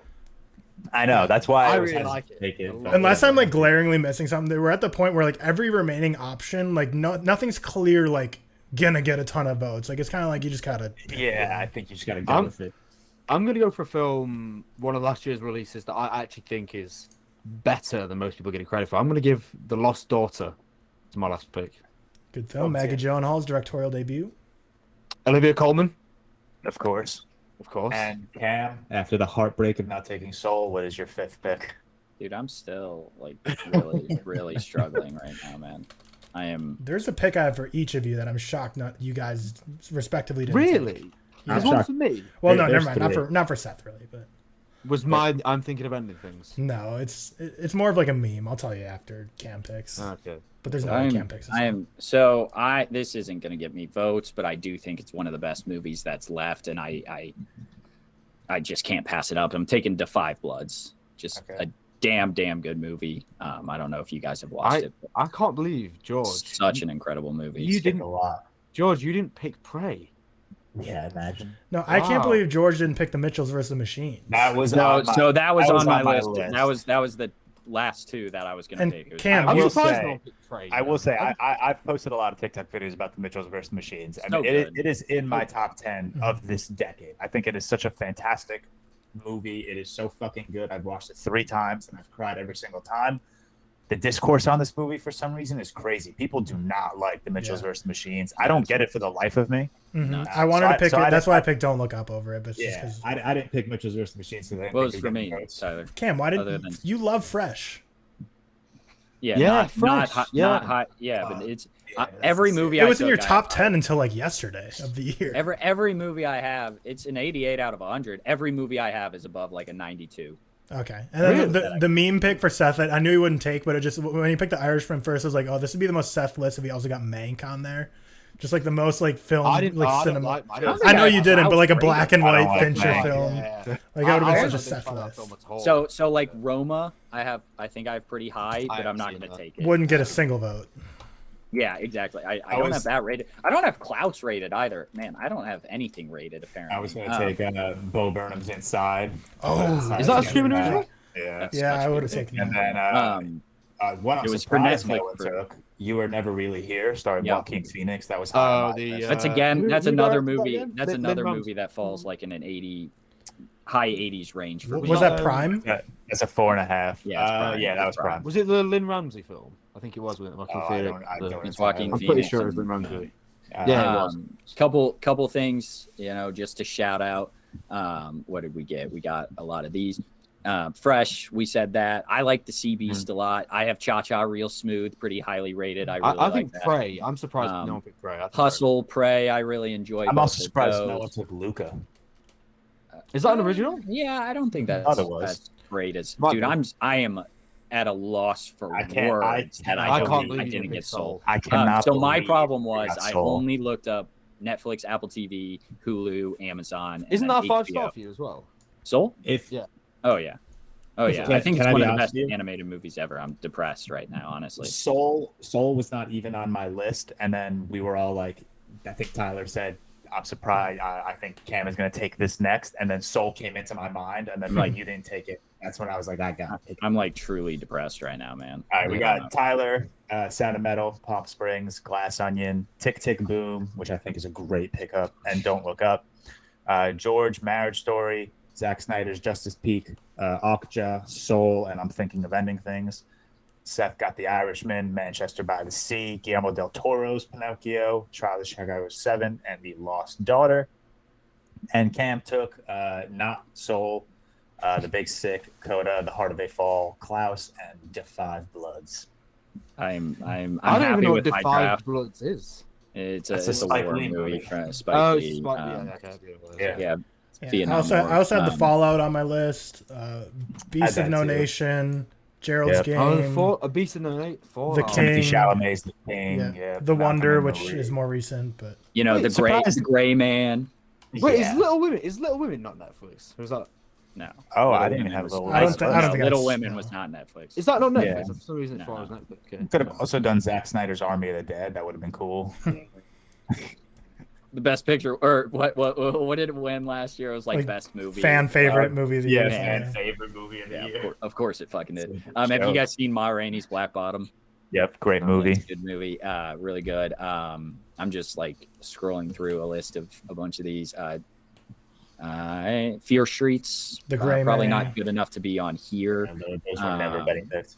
Yeah, I don't know. There's some good ones. Not The Devil All the Time. That's a bad movie. I don't think that's a bad movie. I think No, it's it's not a bad movie. Sorry, it's not a great movie. I don't Like love three- the 3 by Fallout. 5. I think Tyler talks about the Fallout like it's very highly rated. I don't love it. I don't hate it. I think it's pretty good.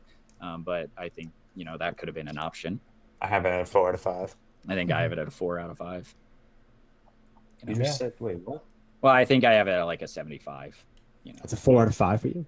Yes. Yeah, because they It's the brought lowest a 4 out of 5 can Oh, 85 right. to This 75. is why it's awful. Oh my god. Yeah, so I don't Five like star supremacy. 5 stars suck me. Supremacy. We'll round it out there, guys. Great draft, great episode. I appreciate you all coming as always. Thank you everyone who's listening.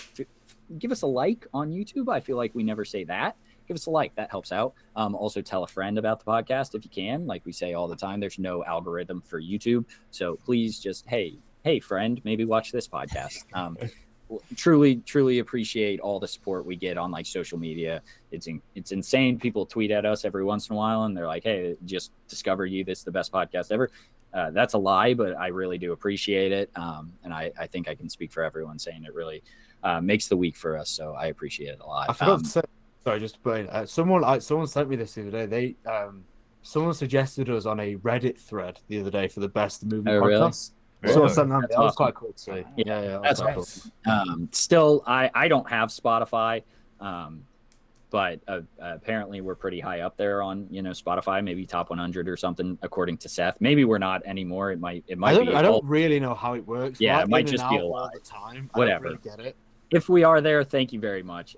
Go watch us on Apple Podcasts as well. That's what I use. And go watch us on YouTube. We're on Twitter, TikTok, Instagram, all that jazz. Please follow, please like, please comment, whatever you want. Thank you all for coming and have a wonderful week. Peace out.